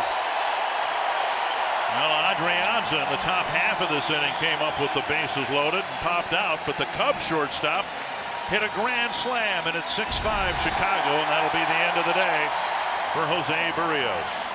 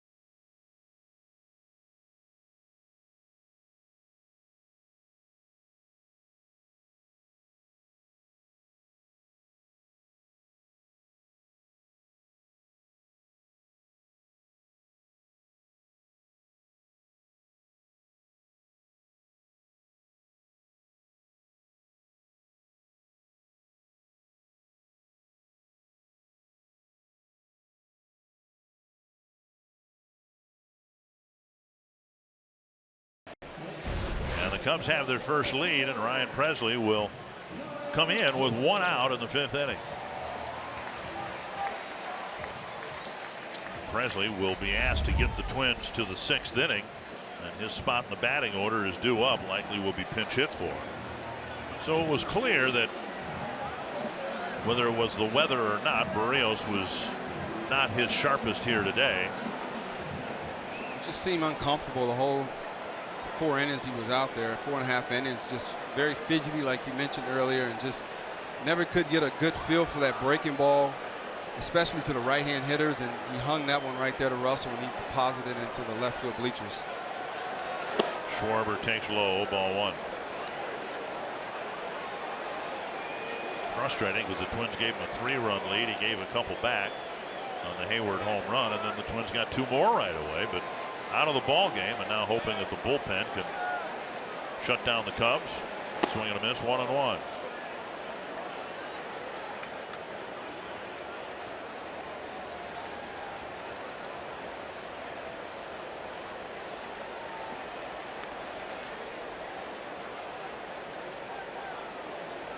One to Schwarber, who fouled out and walked earlier today. And the breaking ball misses inside.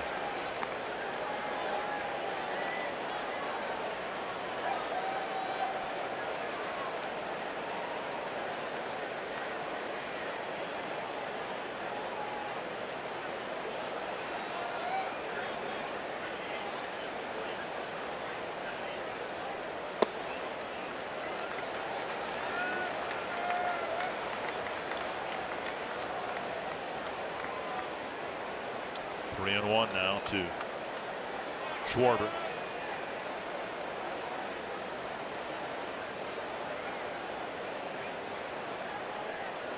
And now 3 and 2.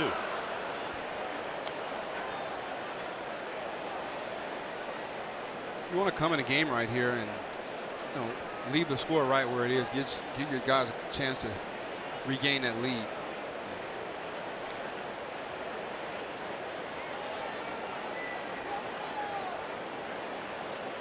Full count to Schwarber, first man that Presley's been asked to get.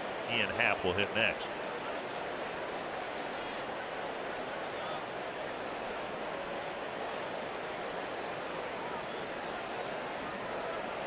A little indecisive right here with Garber and Presley.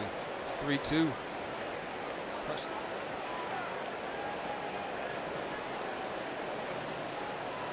Slider right here at the back foot. And Schwarber took it for his 2nd walk. For Barrios, he issued 2 walks in the 2nd, issued 2 more in the 4th. Didn't walk anybody in the 5th, but he hit a man on a 0-2 pitch. And now Presley comes in and walks Schwarber. Ian Happ has walked twice, and he'll hit next.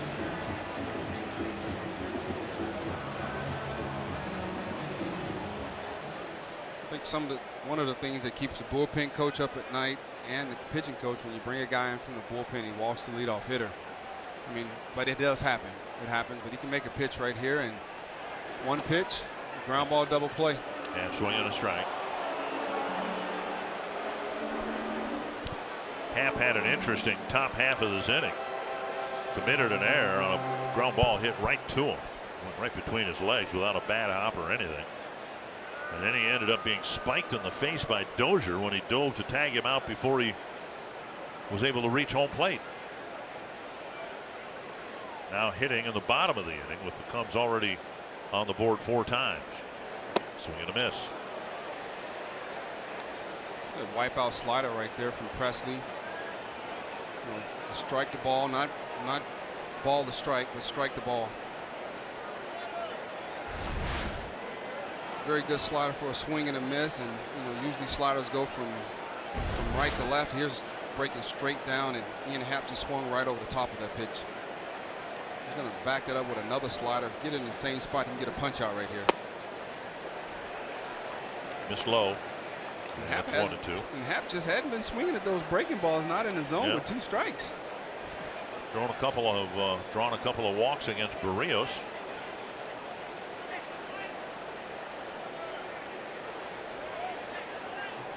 Couldn't get him with the slide. I like to throw a curveball right here.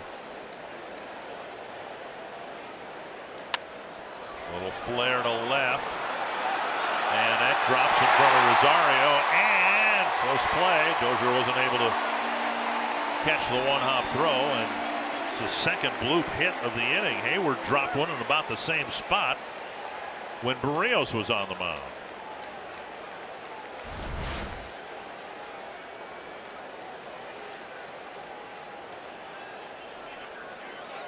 Schwarber wasn't sure whether to go on to second base or not. Now Garver's going to burn a mound visit here with Jimenez at the plate. Still only one out. It's good base running right there by Schwarber because he got further up. He got very close to second base so he could make it. And when Rosario was running in on that ball, he was closing in. He took a peek at second base to see where Schwarber was and was able to make a good throw over there. We got a double switch in progress here, although now Contreras has gone back to the dugout, and it's Tommy La Stella who's going to hit for Jimenez. National League Baseball. Contreras is back on the on-deck circle, so we'll see whether La Stella drops down a bunt. He's the top pinch hitter for the Cubs, and that one bounced to Garver, and he can't find it. It rolled up the first baseline, and a wild pitch will send both runners into scoring position.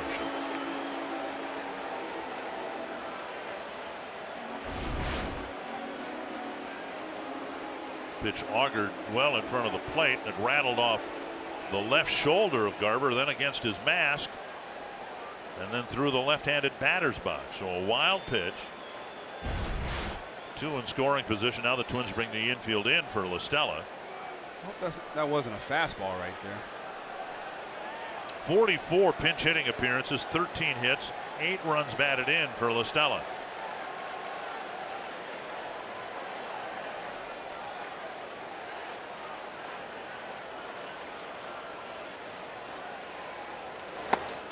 And a strike called.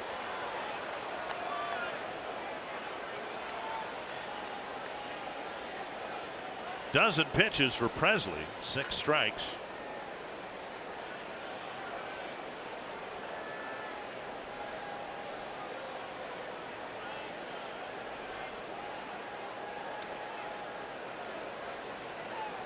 Montgomery, the Chicago starter, wobbled through 5, but he completed 5.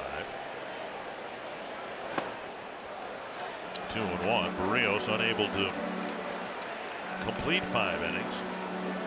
It's a critical point in the game, and when you're coming out of the bullpen, you're looking for that guy that's able to stop the bleeding. Taylor Rogers getting loose, even though the pitcher's spot is due up to lead off the 6th inning. Chopper to first. Bauer will come home, and Garver with the block and the out. And we'll see if the White Sox, or Cubs rather, take a look at that. He dropped the ball? Well, I think the out call is made, and the Cubs are taking a look to see where the spike, when the spikes crossed home plate. And Schwarber's slide went right into the foot of Garver. Now he can block the plate, but take a look at this. And Schwarber's foot appears to touch home plate before Garver touched tag Schwarber in the midsection.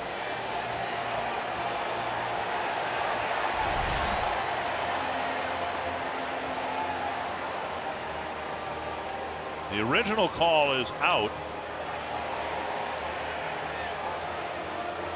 We can't see from that angle where or when Garver tagged Schwarber.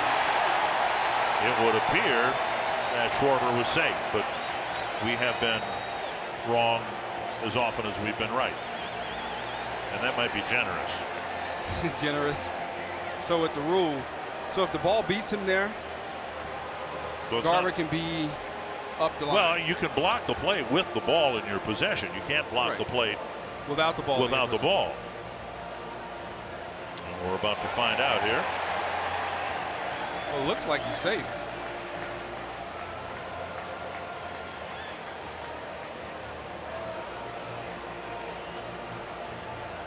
And again, I think his Schwarber's string got it. toe engages the home plate right there. The question is, has Garver made contact with the runner yet?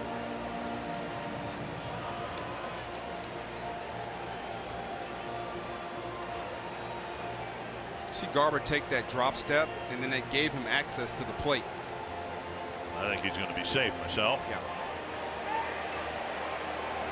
Out! Oh, I'm wrong telling again. you. I'm telling you. Wrong We're wrong as often as we're right. MLB has to get that right, man. You got to clarify it a little bit more. Well, I don't get that because the call stands. Schwarber is out. There are 2 away and runners at first and third. Twins catch a break. They didn't catch many on the south side on challenges. Appeared for most of the last 2 games of the White Sox series that Rick Renteria was trying to get tossed out, but he never got tossed out. I saw Renteria going to do his post-game news conference. I was like, dude, I saw you on the field more times without getting tossed. I was diplomatically correct. It's a 1-run lead for the Cubs, and now first and third, 2 down. And Contreras will be the 9th man to bat this inning. Not an easy out right here. Have to bear down, make some good pitches.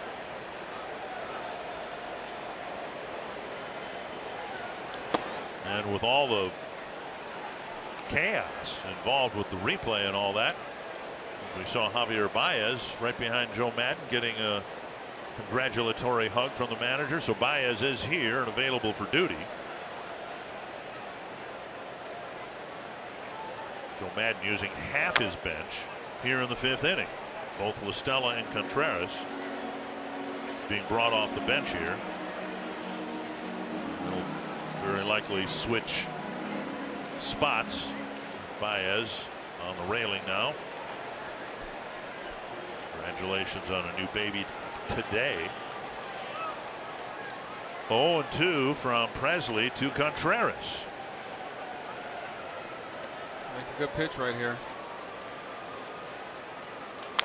Bouncer to third. Double clutch, plenty of time. Contreras retired, and Presley does the job, getting 2 outs and stranding 2 runners.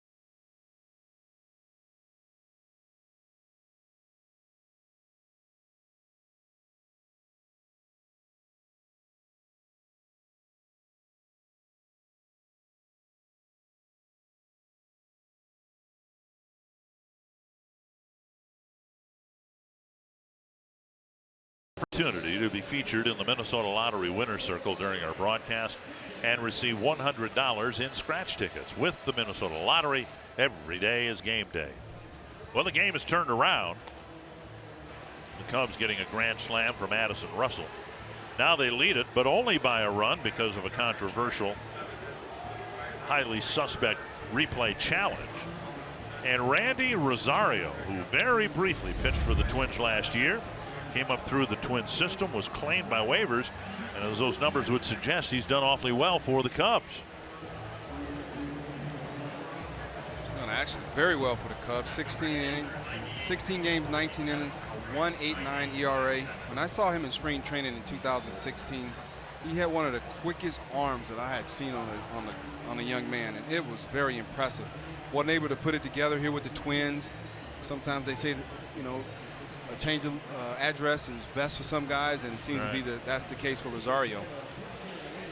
Pitched in a couple ball games for the Twins last year. Only lasted 2 1/3 innings. Gave up 7 hits and 8 earned runs, a home run, hit batter.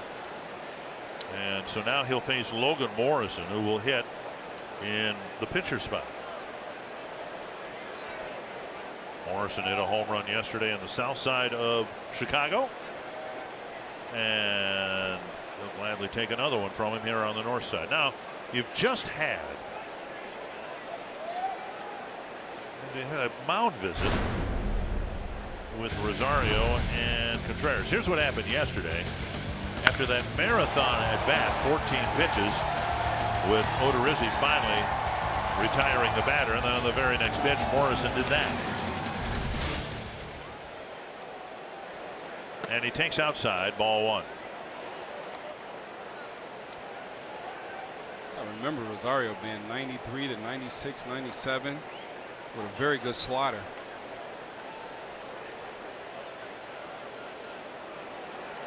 And now inside, 2-0. Each team with 3 mound visits remaining, with the Cubs burning one there. Brought in a new pitcher, and he and Contreras had a chance to chat, and then right before the inning started, they had another one. See, Rosario is able to compose himself facing his former team. Driven to left. That'll carry to Schwarber. One away. A well hit ball for the first out. And now Mauer. The World Cup round of 16 kicks off tomorrow with 2 huge matches on Fox. First, Paul Pogba and France battle Messi and Argentina at 8 a.m. Central. Then Uruguay faces off with Ronaldo and Portugal. All tomorrow on Fox. Stream it live on the Fox Sports app. Joe Mauer with a 3-run home run in the second, a 2-run double in the fourth. And strike 1.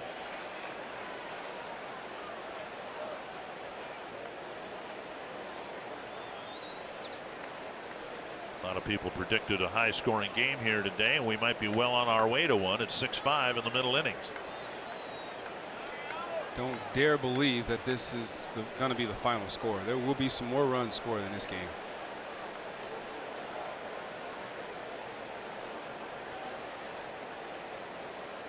Inside, and it's 1-1.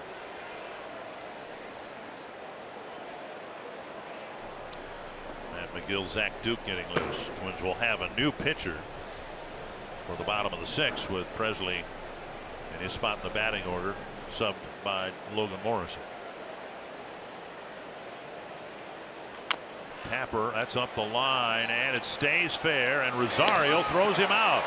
That's a good play by Rosario, and how that ball stayed fair, I have no idea. It went right along the cut line of the grass.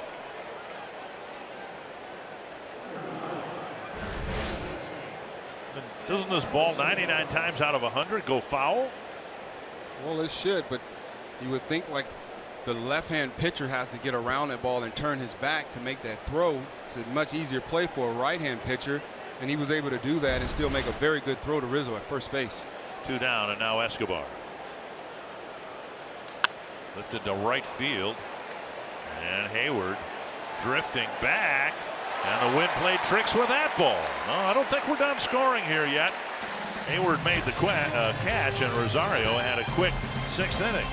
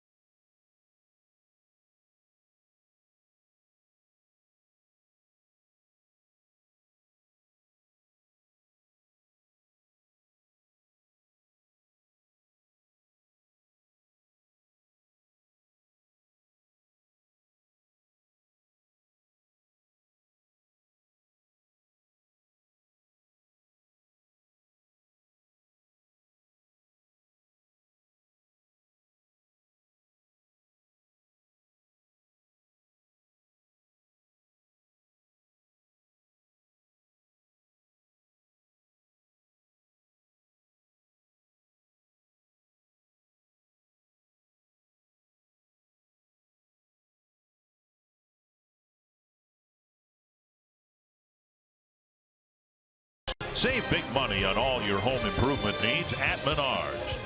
And powered by Ram trucks, built to serve.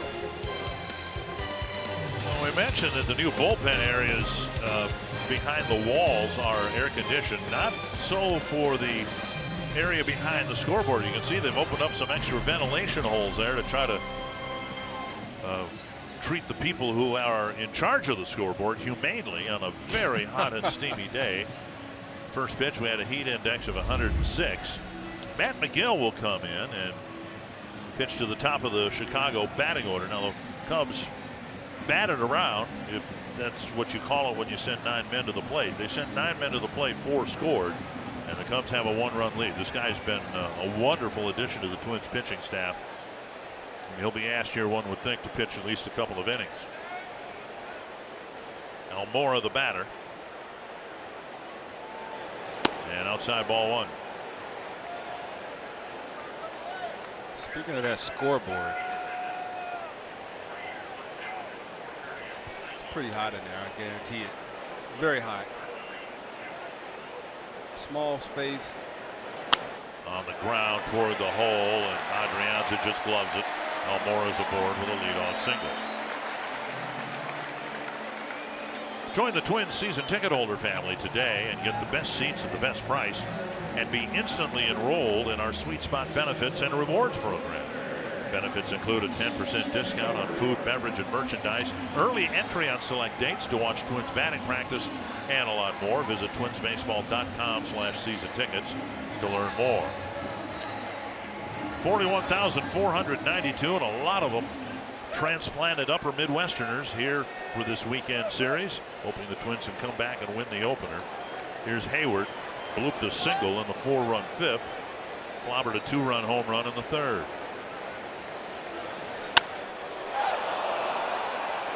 Three-6, and that's all they get. Bauer with a nice pickup to start a force play at second base. Well, Jason Hayward has been swinging early and often. He swung at the first pitch right there. The home run was the first pitch, fastball down the middle.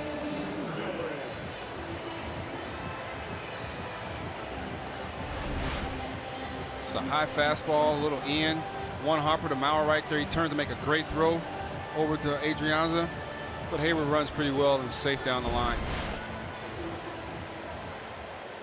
Well, Hayward aboard 1 down, and now Zobrist.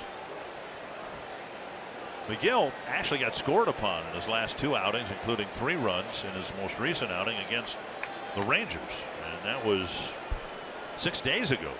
He didn't pitch at all on the south side of Chicago. Here's Zobrist, hit by a pitch on an 0-2 pitch from Barrios. Helped fill the bases for Russell's grand slam. There's strike 1.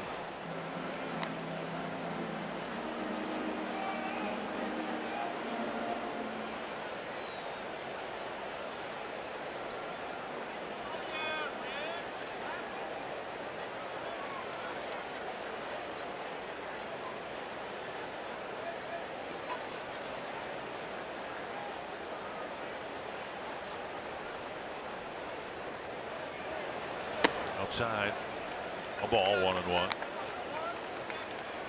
But even with 4 earned runs charged to McGill in his last 2 outings, covering 4 1/3 innings, you saw his earned run average still very good because he's stepped up and pitched brilliantly in a tough role to pitch in sometimes, a long reliever.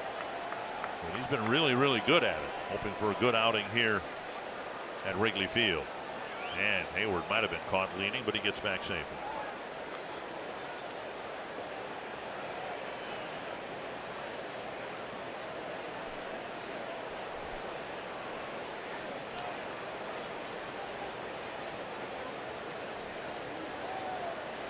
Despite the difficulty he had in the Texas series, still has a whip, walks and hits per inning pitched of less than 1.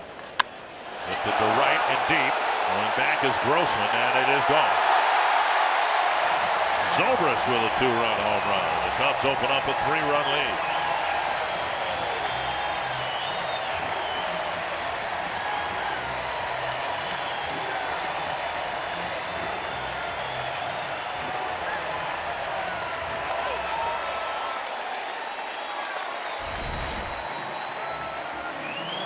Just a hanging breaking ball right there, and Zorbas was able to keep his hands back and put a good swing on that ball. We talked about the wind blowing out, but all the home runs that have been hit, besides Russell, his probably would have went out, but they've been struck pretty good. 2 runs in here in the 6th, and now Rizzo, who singled last inning. Chopper to Dozier. And from the outfield grass, 2 away.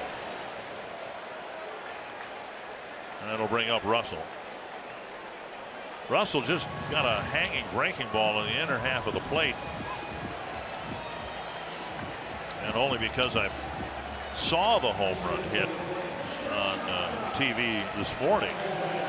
It was very much like Bucky Dent in the playoff game with the Boston Red Sox at Fenway Park. Just a high fly ball and enough of a breeze to help carry it out. Traveled all of 339 feet. In the box score the next morning, it looks like an absolute bomb. Those are my favorite home runs, the ones that just barely make it over the fence, because they count just as much as the tape measure shots. Russell just took a peek down to Escobar at third base. And a strike. 1-1.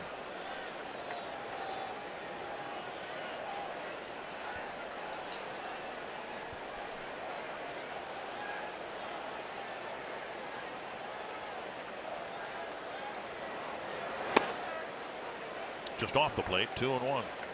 It's a really good fastball right there. Just down, away, for a ball. Talk about getting that extension out there to being able to get that ball to the glove side. Prime example. Fouled away.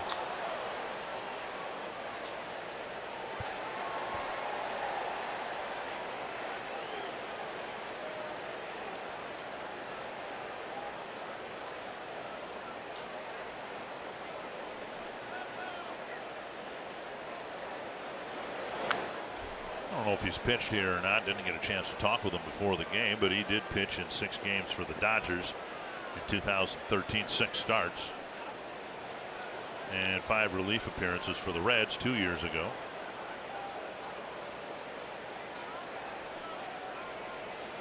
Two and 2. And got him on an off-speed pitch. The inning ends, but an infield hit and a home run, and the Cubs now lead by 3.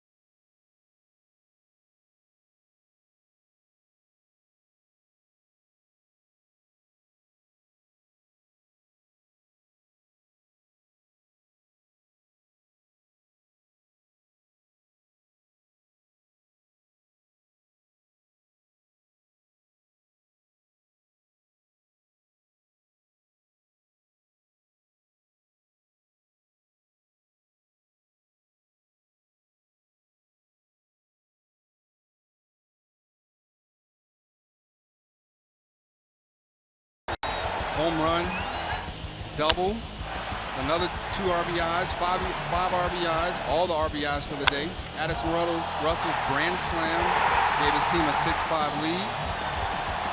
And Ben Zorbas' 2-run home run to give his team a 3-run lead. Cubs lead 8-5. a little discussion here. I'm not sure what's going on. Third base umpire Larry Vanover is reading something halfway up the third baseline. Had a little discussion with David Rackley. Maybe it's an ice pack that he's got. No, I was reading something. I don't know. Might be the bus schedule. Dinner options tonight. Eddie Rosario will take ball one from Randy Rosario, who got through the sixth inning, top of the sixth, on just 7 pitches. Rosario with a single in the first, a line out in the third, then a strikeout in the fifth, and now 2-0. Rosario versus Rosario. Well, Randy Rosario, primarily a starting pitcher, converted to a reliever last year. Twins got a look at him, but then lost him on waivers. Mid-90s fastball. And now 3-0.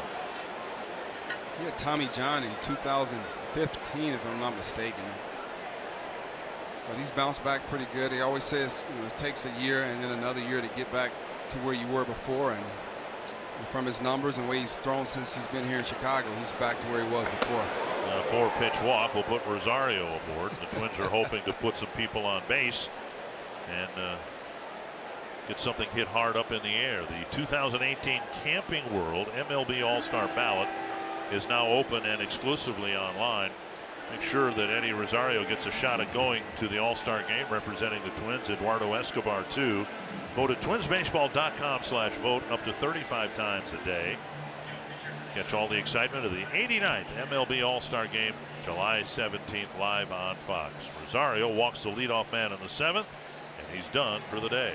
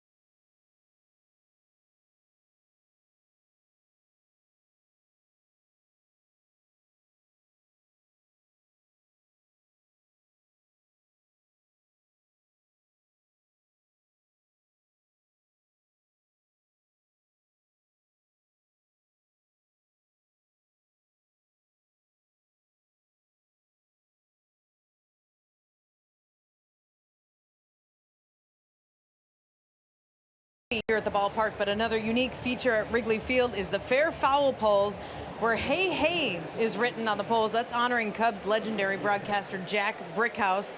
The home run call he used to have when a Cubs player would hit one out. He was the broadcaster from 48 to 81. And as you go up the pole, on each pole there are 3 flags waving, and this is the left field pole. 31 represents Fergie Jenkins, 10 is Ron Santo, and the number 14 on the top there, that is in honor of Mr. Cub, Ernie Banks, the great Hall of Fame shortstop who played his entire 19-year career with the Cubs, guys. And Contreras tries to backpick Rosario at first, who just got back in time.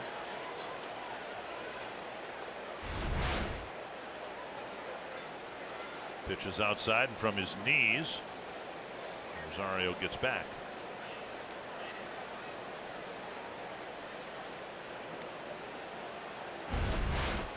Counts 1-0 now to Brian Dozier facing Anthony Bass. And now 2-0. Bass has done a really good job throwing strikes. He hasn't walked a man yet this year, just his 11th game, but 11 innings, 11 hits, but no walks.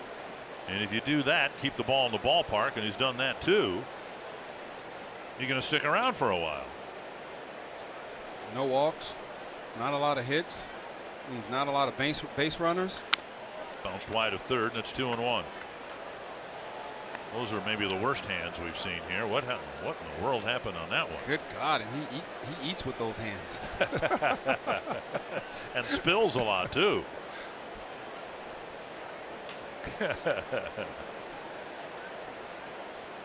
My wife and daughter, they don't think that's funny. I throw my daughter something, she don't catch it. I was like, wow, you eat with those hands. That's not funny, Dad. 2-1 to Dozier. Popped up, backing out of play. Dozier singled sharply to right center field, drew a walk in the fifth, struck out in the first. And with Bass on the mound, it's not an extreme shift, but yet Dozier is shifted with the second baseman Zobrist close to playing behind the second base bag. Pitches up. 3-2. Twins need base runners, down by 3. Grossman on deck.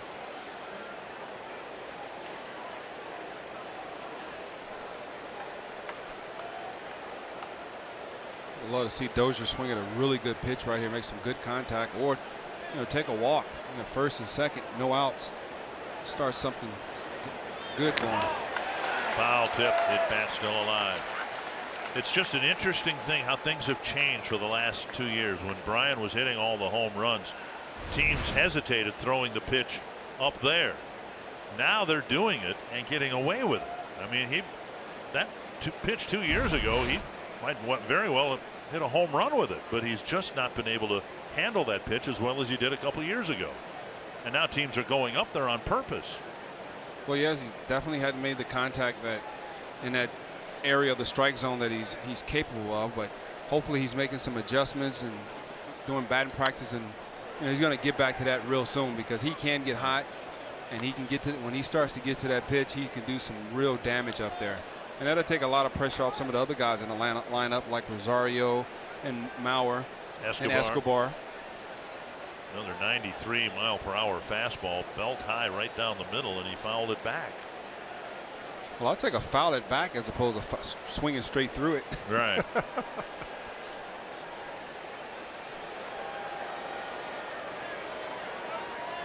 And he swung through that one. And Brian says, wow, and can't believe that he missed that pitch. One down.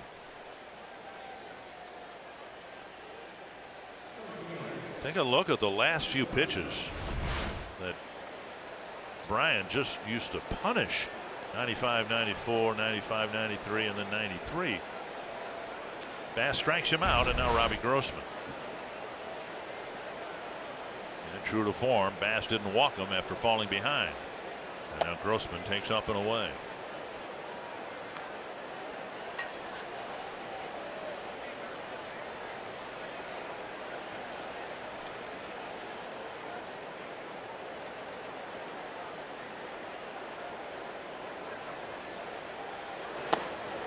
A strike on the outside corner. If you just joined us, we had a really peculiar start time. We started a little after 4 o'clock, and the Twins scored 3 runs in the second on a Joe Mauer 3-run home run.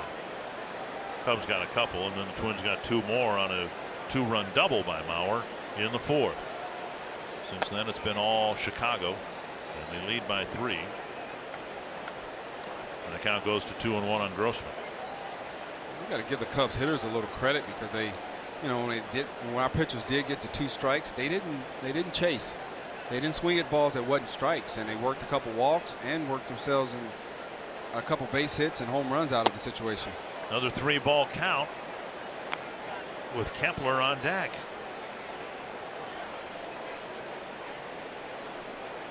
Justin Wilson, the second left-hander to be warmed up by the Cubs. The other is Brian Dunsing. We might see him, almost certainly will, over the course of this 3-game series. 3-1 to Grossman. A swing and a miss on a fastball down.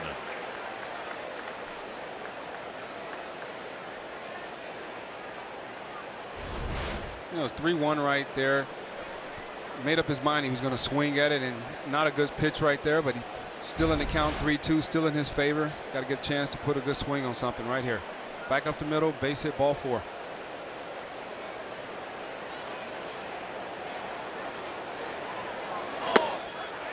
Got him. Flipped the corner. Grossman thought it was ball 4. Well, again, he ran the count to 3 balls and came back to strike out the batter. It's 2 down. Really close. It's a very close pitch right there. Contreras set up in. Ball came back just a little bit. With the same pitches he wasn't calling a strike for Barrios and Montgomery in the first few innings of this ball game. And now Kepler singled and scored in the second. Since then, a strikeout, and he reached on a fielder's choice. At the knees, strike 1.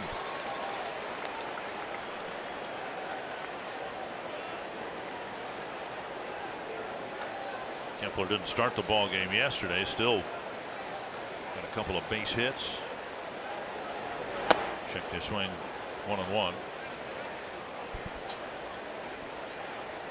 Bass fastball looks like it has some very good late life once it gets into the hitting zone.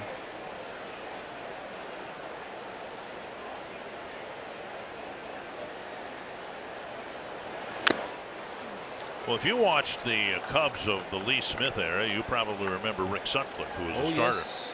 And Bass does a little bit of what Sutcliffe used to do. He kind of hooks the ball behind him, and it's not as long and pronounced as what Sutcliffe used to do, but it's noticeable from the center field camera. A little wraparound, I used to call it. And I think home plate umpire David Rackley wore that foul tip. Really, I thought that ball went off of Kepler's foot.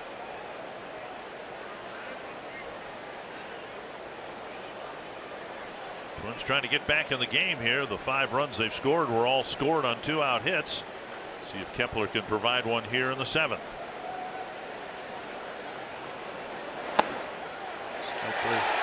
And he went upstairs after living downstairs, and he got a called 3rd strike and ended up striking all 3 batters he faced.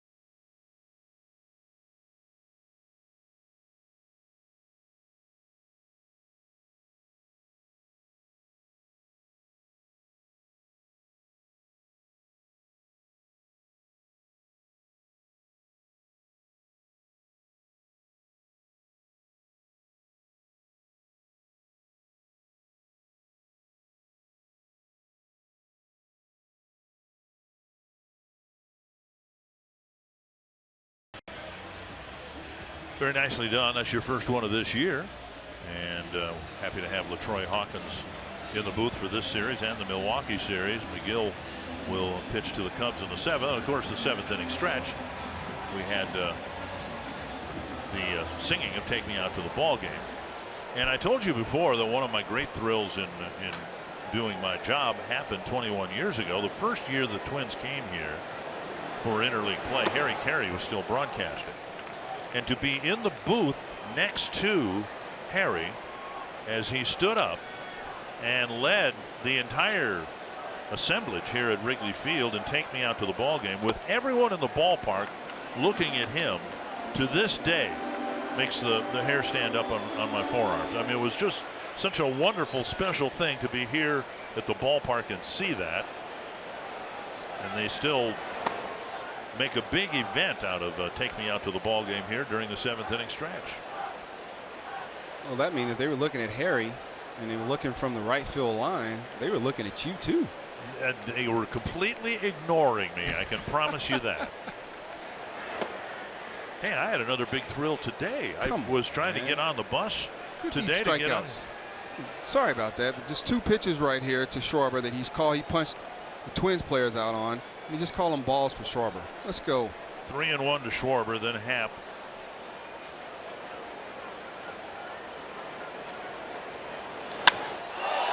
That's hit a long way to center field. Schwarber, his 16th of the year. And the Cubs have hit 4 home runs. In fact, all of their runs here tonight have come on long balls. Fell behind 3-1, and McGill left one up and away, and Schwarber hit it a ton. McGill made some very good pitches in his sequence. First pitch slider, next pitch changeup, full ball. It counts 1-1 right here. That's a strike. That could be 1-2. Another strike at the end of the zone. Now he has to throw a strike. 3-1. Don't want to walk him. Serves him up a cookie and hits it on the other side of the scoreboard. Shall we say the Twins were very unimpressed with the quality of the umpiring at Guaranteed Rate Field earlier this week. And you're right. I mean, the pitchers were strikes to the batters in the top half of this inning, and they should have been strikes in the bottom half as well. And now Happ. That ball was well struck. 422 feet straight away center field. Can't say I've seen many balls go up that distance. Hayward with a 2-run home run in the 3rd. Russell with the grand slam in the 5th. Zobrist with a 2-run homer in the 6th. Now a solo home run leading off the 7th. And it's 9-5, and the count is 1-2. Happ has walked twice and singled in the ball game. Russell hit a fly ball, just got it over the wall and left with the bases loaded.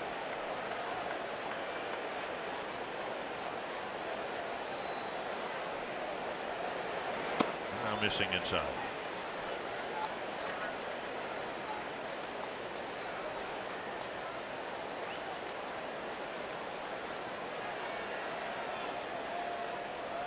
Is it me? Does it feel like it just got hotter all of a sudden? Well, it's a breezy day, but it's from behind us. We don't have a chance of even getting a whisper of a breeze here. And Happ is called out, 1 away. It might be because I'm fired up about the lack of calling strikes on our behalf. There you can see the breeze. And Javi Baez is going to get a plate appearance here in what has become the pitcher spot in the batting order. Baez not in the starting lineup, attending to more important matters, becoming a father. And look at those numbers through 77 games. Strike 1. He didn't get off to a good start this year, but he's definitely heated up as the season has progressed. But is it me? Guys get more curtain calls and standing ovations now than they ever have. I mean, it seems so much more common. Fans want you to come out and just, I guess I'm a little bit old school when it comes to that regard. Well, Russell got one after the grand slam that may have turned this game around for good. 1-2. Always thought it odd when it would happen with multiple innings left in the game. You know, I mean, 5th inning to me in a 6-5 game's a little early to do that, but you know, no harm, is there? No harm, but Jesus. And a swing and a miss, and Baez strikes out for out number 2. And that'll bring him Contreras. When LaStella and Contreras each entered the game in the 5th inning. They switched positions. 2 strikes right there.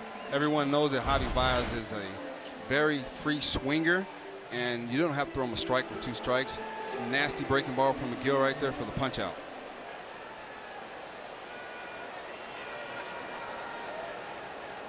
Two down, and now Contreras, who stayed in the game after the back-to-back pinch hitting appearances, in essence the double switch.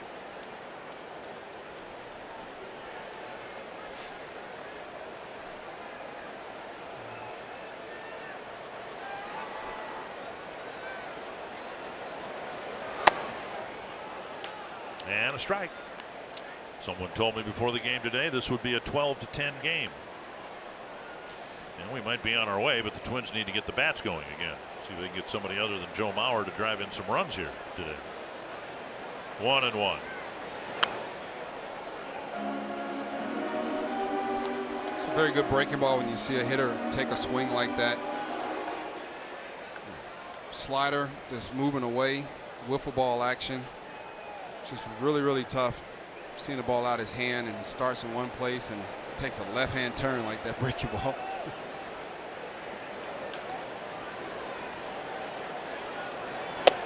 And a pitch is up, 2-2.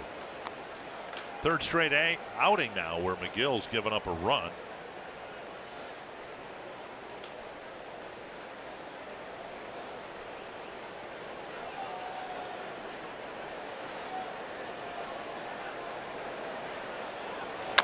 Chopped up the line, and that's going to stay foul. I was going to tell you, I had a big thrill today getting on the bus on the way to the ballpark. I rode in an elevator with Julius Erving. Dr. J. Dr. J. Legend. And you know, when I meet someone important like that, I try to relate to them on some level. So I was going to tell them about my 6.7 point per game average in high school so we could talk basketball. But then, you know, he reached his floor and the door opened and he left. There are a lot of NBA players and ex-NBA players in the same hotel with us because of the Big Three is in town tonight. Right. That wraps up the 7th. The Cubs add on another run.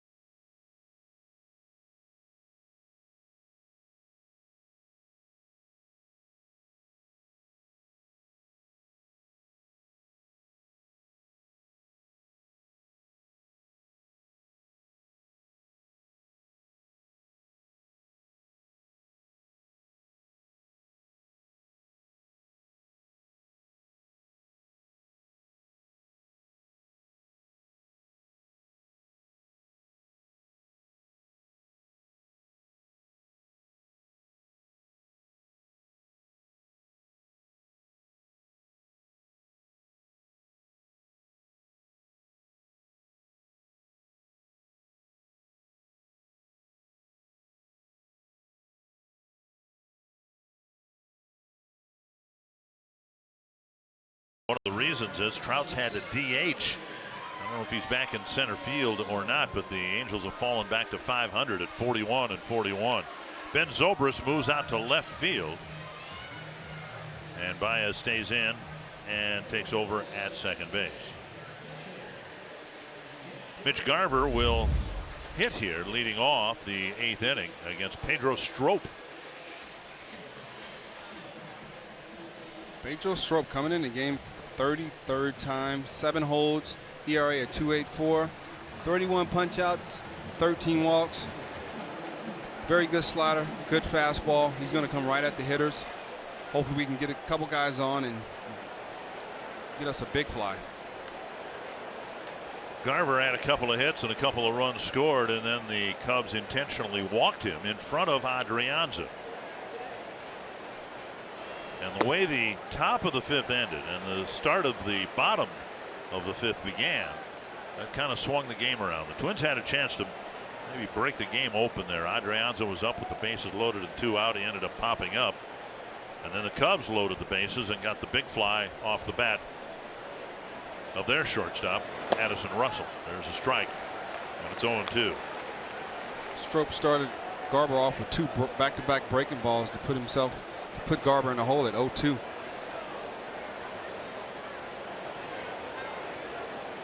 Strop's kind of got that Fernando Rodney cap tilt going.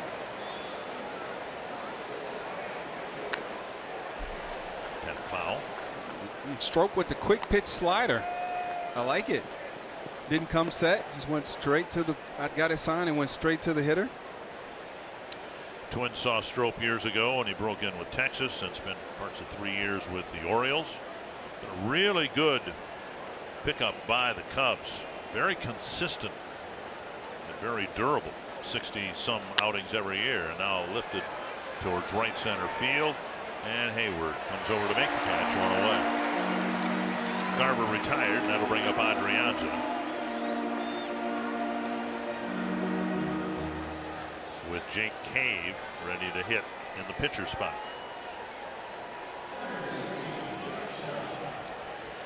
Well, Adrianza popped up with 2 men aboard in the 2nd. Laid down a bunt, reached on a throwing error in the 4th, but came up with the bases loaded. And the Twins loaded the bases, or had them loaded for them, without the benefit of a hit. They had a walk, an error, and an intentional walk, and it worked for the Cubs and Joe Madden by intentionally walking Garver, because Adrianza was up there with 3 balls and 2 strikes and ended up popping up to Zobrist.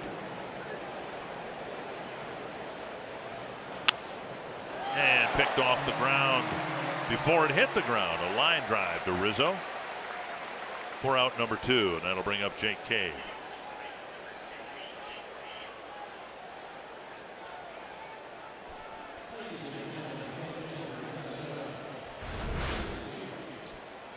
So fastball in to Adrianza. He was able to get his hands out. Line drive to Rizzo. He didn't even have to move, just bend down. Cave with a pinch hitting appearance. Barrios went 0 for 2 before he left the ball game. Morrison lined out to left in his pinch hitting appearance in the 6th inning. Swing and a miss, and it's 0-2 to Cave. And Matt McGill's night is over. 2 innings, 3 runs, 3 earned runs, 3 hits, 4 punch outs, and 2 home runs. And Cave's gone on 3 pitches, and Strop couldn't have an easier 8th inning.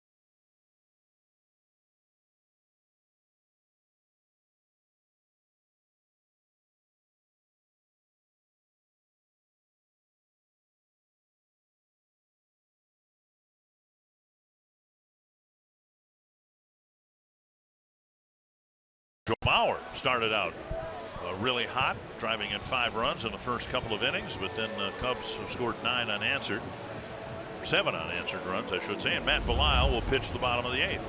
Matty Belisle coming in for the 7th time here with the Twins. 5 innings, 12.6 ERA, 6 strikeouts, 1 walk. Features a fastball, curve, slider, and a changeup. It's good to see Matty Belisle back in the Twins uniform. Almora will lead things off. A couple of singles for the Chicago center fielder. 1 strike.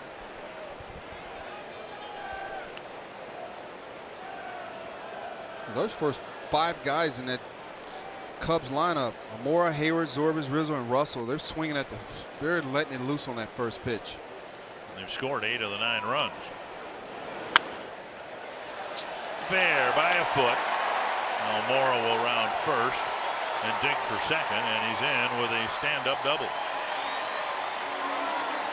Just put the bat on it and flipped it between Mauer and the line. It's a pretty good slider right there from Matt Belisle. Almora threw the bat head at it, was able to get it off the end of the bat and hit it between Mauer and the foul line, and standing on second base. Really good slider right there. You can't make a better pitch. Sometimes you don't have to hit it that hard to get a base hit. Sometimes you just knock the cover off the ball and hit it right to a defender. Runner at second, nobody out, and now Hayward. Infield pull shift on for Hayward. He scored 3 runs. Started the Cubs comeback with a 2-run home run in the 3rd. Squaring and bunting back to Belisle, and now he flips to first. They had a chance to get the out and freeze Almora, but once Belisle didn't field it cleanly, Almora went ahead to 3rd. So Hayward, who earlier in the ballgame hit a home run, now gets a sacrifice bunt. And you look at it, if Belisle had fielded it cleanly, they might have had Almora off of second base. That was a curveball. He bunted it right to him. It looked like he was trying to position his body to take a look at second base and took his eyes off the ball. But he was able to get an out, which is the most important thing. He got an out. And the most important thing for the Cubs is Hayward lays down a bunt. Now the Twins have to bring the infield in, and the point of it all, of course, is to add that 5th run managers like to add when given a chance going into the last inning. Don't want a grand slam to beat you. The Twins have already given up 1 grand slam, but they've been in position themselves to hit 1. So we'll see if Zobrist can do his job and get Almora in from 3rd base. Up and away. Zobrist hit a 2-run home run his last time up. As Barrios was struggling in the 5th inning, Barrios hit Zobrist with an 0-2 pitch. That helped load the bases for Russell's game-turning grand slam.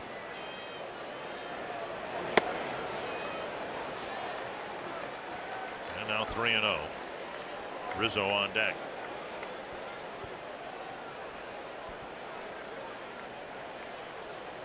First 5 hitters done a lot of damage today. Yes, they have. And now a 4-pitch walk will fill first base. 9 hits between the first 5 hitters. Friday, July 6th, it's University of North Dakota night at Target Field. A limited number of UND theme night ticket packages are available that include a game ticket and green and black Twins game. You can learn more at twinsbaseball.com/UND or call 800-33-TWINS. Here's Rizzo with runners at 1st and 3rd and 1 down.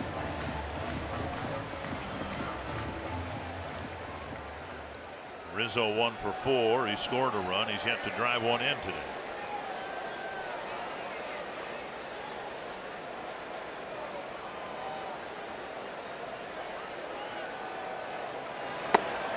Fastball and strike 1. You see the men on 1st and 3rd right here. But Belisle still 1 pitch away. You can make a good pitch. Get Rizzo to ground the ball to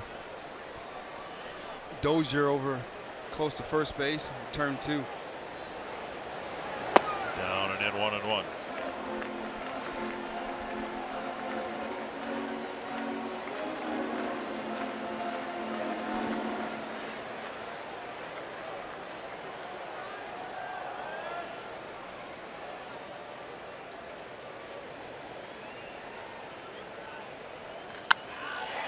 Wicked hop off of Dozier, and it deflects toward Mauer. A run will score.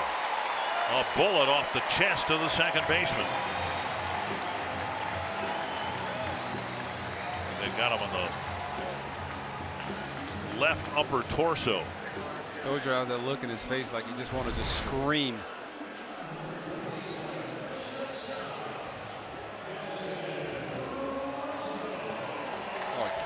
Left bicep, maybe. It was a long hop. Just came up on him. Almora scores. And Rizzo gets an RBI single. He gets an RBI single on that ball, but our guy, they gave our guy an error. I see how this is going. Here's Addison Russell. One hit in the game, but it was a big one. A breaking ball left inside, and he lofted a fly ball and ended up with a grand slam.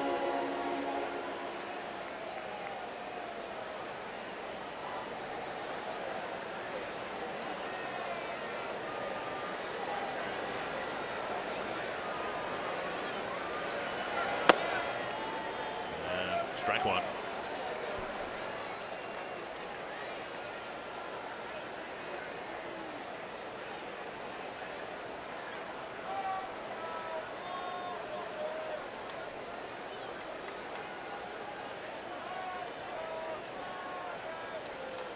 Belisle having another tough outing here. Now the leadoff double was almost an excuse me double, but then the walk to Zobrist.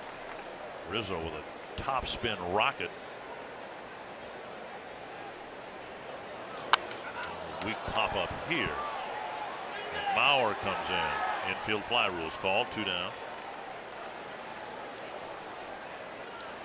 And that'll bring up Schwarber. Not out of the water yet. Got to continue to make good pitches. Cubs ended up getting that 5th run. Belisle had a scoreless, hitless inning against the White Sox a couple days ago. But back-to-back outings, one against Boston, one against Texas, 2 innings, 9 hits, and 7 earned runs. David Bote hitting in Schwarber's spot. It's pretty tough to recover from. Coming out of the bullpen, throwing 1 inning at a time. But you have to put together a string of scoreless appearances. That's chopped. Belisle fires, and they got him at first to end the inning. But the Cubs get another run in the bottom of the 8th.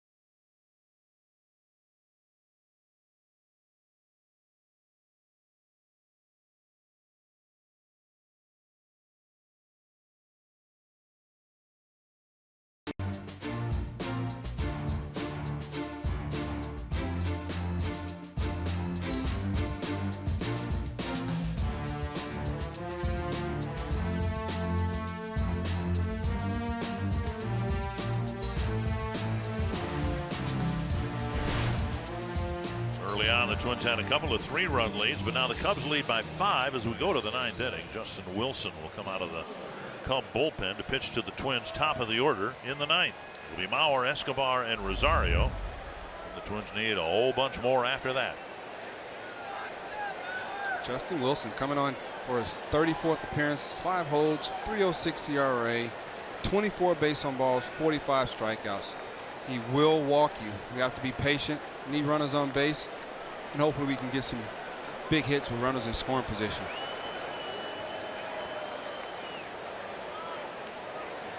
Mauer's had a really good day at the plate in the first inning, leading off the ball game. He lined out to left. Then he hit a 3-run home run to left with 2 outs in the second, and again with 2 outs in the fourth. A line drive 2-out double that drove in 2 in the fourth. Then a little comebacker back to the mound. That's down and away, and it's 1-1.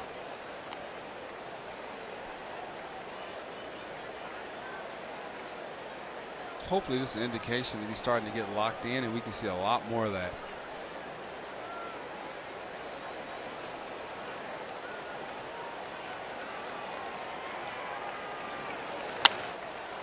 Three hits here at Wrigley, and a leadoff single in the 9th. The hit parade for Joe Mauer continues here at Wrigley Field. We've talked about this before, but there's so much talk in the game today about hitters increasing their launch angle, and when Joe's going good, he decreases it. You know, but ball to left field, you know, the fly ball, the semi-line drive fly out, that's not good for Joe, but he's hit line drives here to left field and to center, and he has 3 hits to show for it. There's a lot of talk about launch angle this, launch angle that, exit velo. How about just putting the bat on the ball and hitting it where they're not?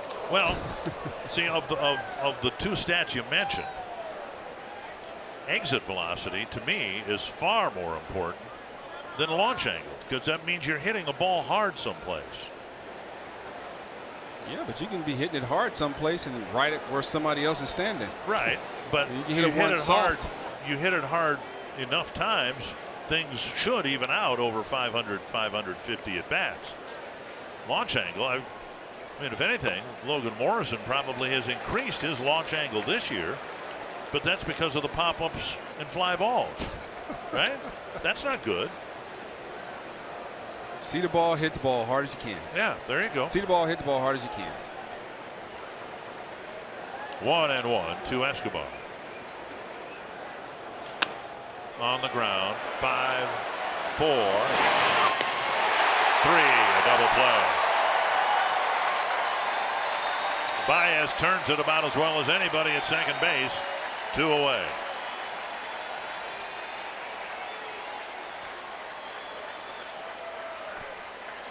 If the Twins challenge it, it's a close play at first. Good fastball in right there on Escobar. That wasn't the easiest play to turn, and I don't think not even close. The only reason it challenges it's the 9th inning, and I don't think the Twins will do that.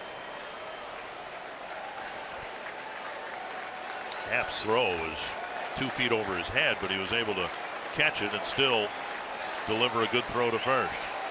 Definitely helps when you have a very strong arm and you stay in there. He wasn't afraid of Mauer, boring down on him. He stayed in there and made sure he caught the ball and made a good throw to first base to complete the double play.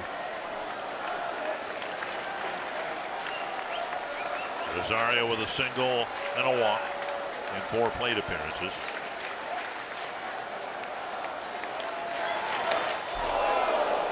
And Wilson throws one to the backstop.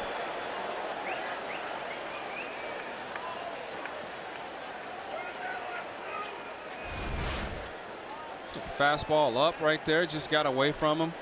It looks a lot worse than what it is. It wasn't, on his side of the plate by his head. It was over the plate. It was just up.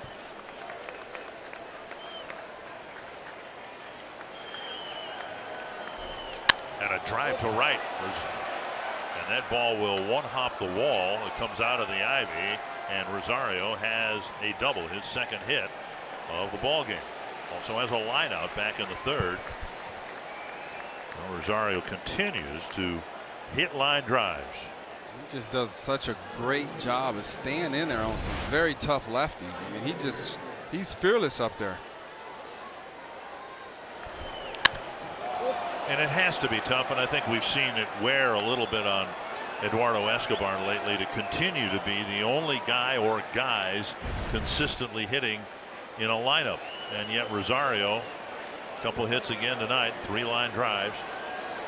Well, it's part of it. You would like to get some of that, you know, just transition to the rest of the lineup, but it doesn't always work like that. If it were that easy, I don't think any lineup will ever go into a slump. But if he keeps hitting, you get a couple other guys that get hot. Mauer starting to swing it well. You get Dozier back in, you know, swinging the ball back like he can, and you're going to get Buxton back if he can continue to progress and, you know, start to turn it on like he did in the second half of last season. I mean, we're going to win some ball games. Down and in, 2-0. Dozier's reached twice. Line drive single to right center and a walk. He's also struck out twice.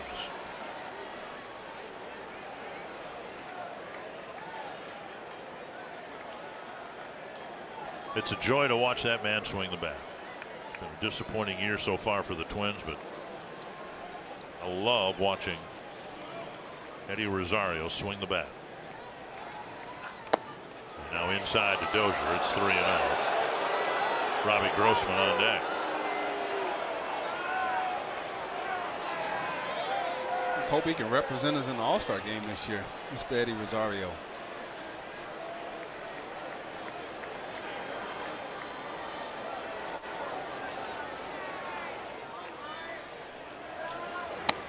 And Dozier takes his second walk. So Wilson's come in and he's only retired one man. Mauer got a base hit, but then the double play off the bat of Escobar. A Rosario double, now a walk to Dozier. And the Twins are still a long ways away from getting this game tied up, but you understand the importance of getting that 5th run of a lead. Because if Escobar had reached, suddenly Grossman would come up as the go-ahead run without that 5th run. Things can fall apart on you in a hurry. Very quick. And now Wilson misses ball 1. I like to see how, you know, the Cubs took advantage of a lot of different situations early in the game, and we took advantage of them early in the game. But then when we had a chance to add on to our lead, we wasn't able to come up with that big hit with runners in scoring position. And they were able to get that big hit and, you know, give Barrios some very, very tough at-bats, made him throw a lot of pitches. And Contreras is going to burn one of 2 remaining mound visits. He's seen enough from Wilson. And if he's not careful, he's going to get a mound visit from Joe Madden here pretty soon, too. Brandon Morrow, the closer, at least being warmed up now in the 9th inning, when the Cubs didn't want that to happen. The Mauer single, thankfully for the Cubs, the Escobar double play grounder. Rosario a double, Dozier a walk, now 2-0 to Grossman. Kepler on deck. Let's go, Grossman, make it interesting.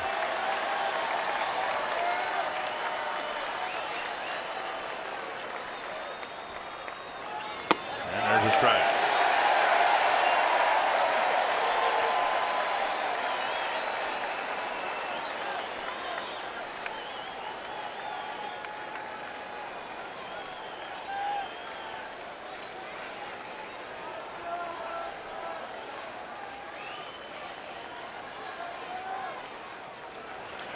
Liner to center and down for a hit, and Rosario's going to run through the stop sign and score. Gene Glenn tried to stop him, and Rosario hesitated and then went on in with a run, and it's 10-6 and the tying run in the on deck circle. That's a save opportunity, and now they'll hand the ball to Morrow. So at the very least, the Twins get the Cub closer into the game. It's a 3-1 fastball right there. Grossman was able to hit the ball back up middle to center field, and Rosario's coming around a third. Gino gave him the stop sign. He kind of hesitated, made out more, you know, had to readjust, and was able to get in there and score the Twins' 6th run. Morrow will come in to face Kepler when we come back.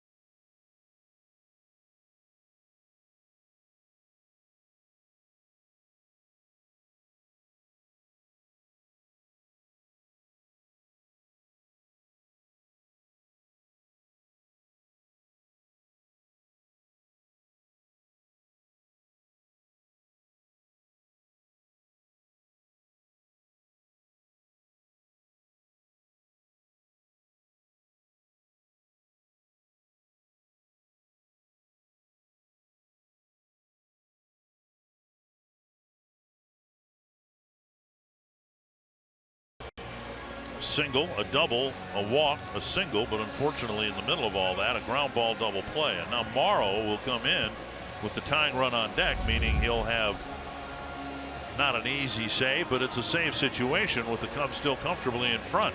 It's a good setup man right there. Go out there with a 5-run lead, make it just close enough so your closer can come in and get the save.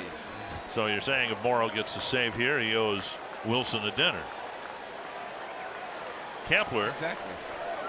A hit and a run scored his first time up. First time he's faced a right-handed pitcher tonight.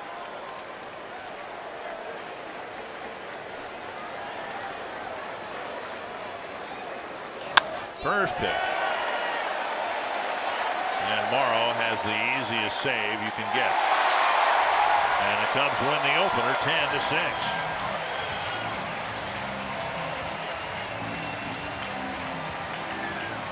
Anthony LaPanta, the Twins have struggled to score runs over the last few weeks. They got 6 on the board, and it still wasn't enough in the opener at Wrigley.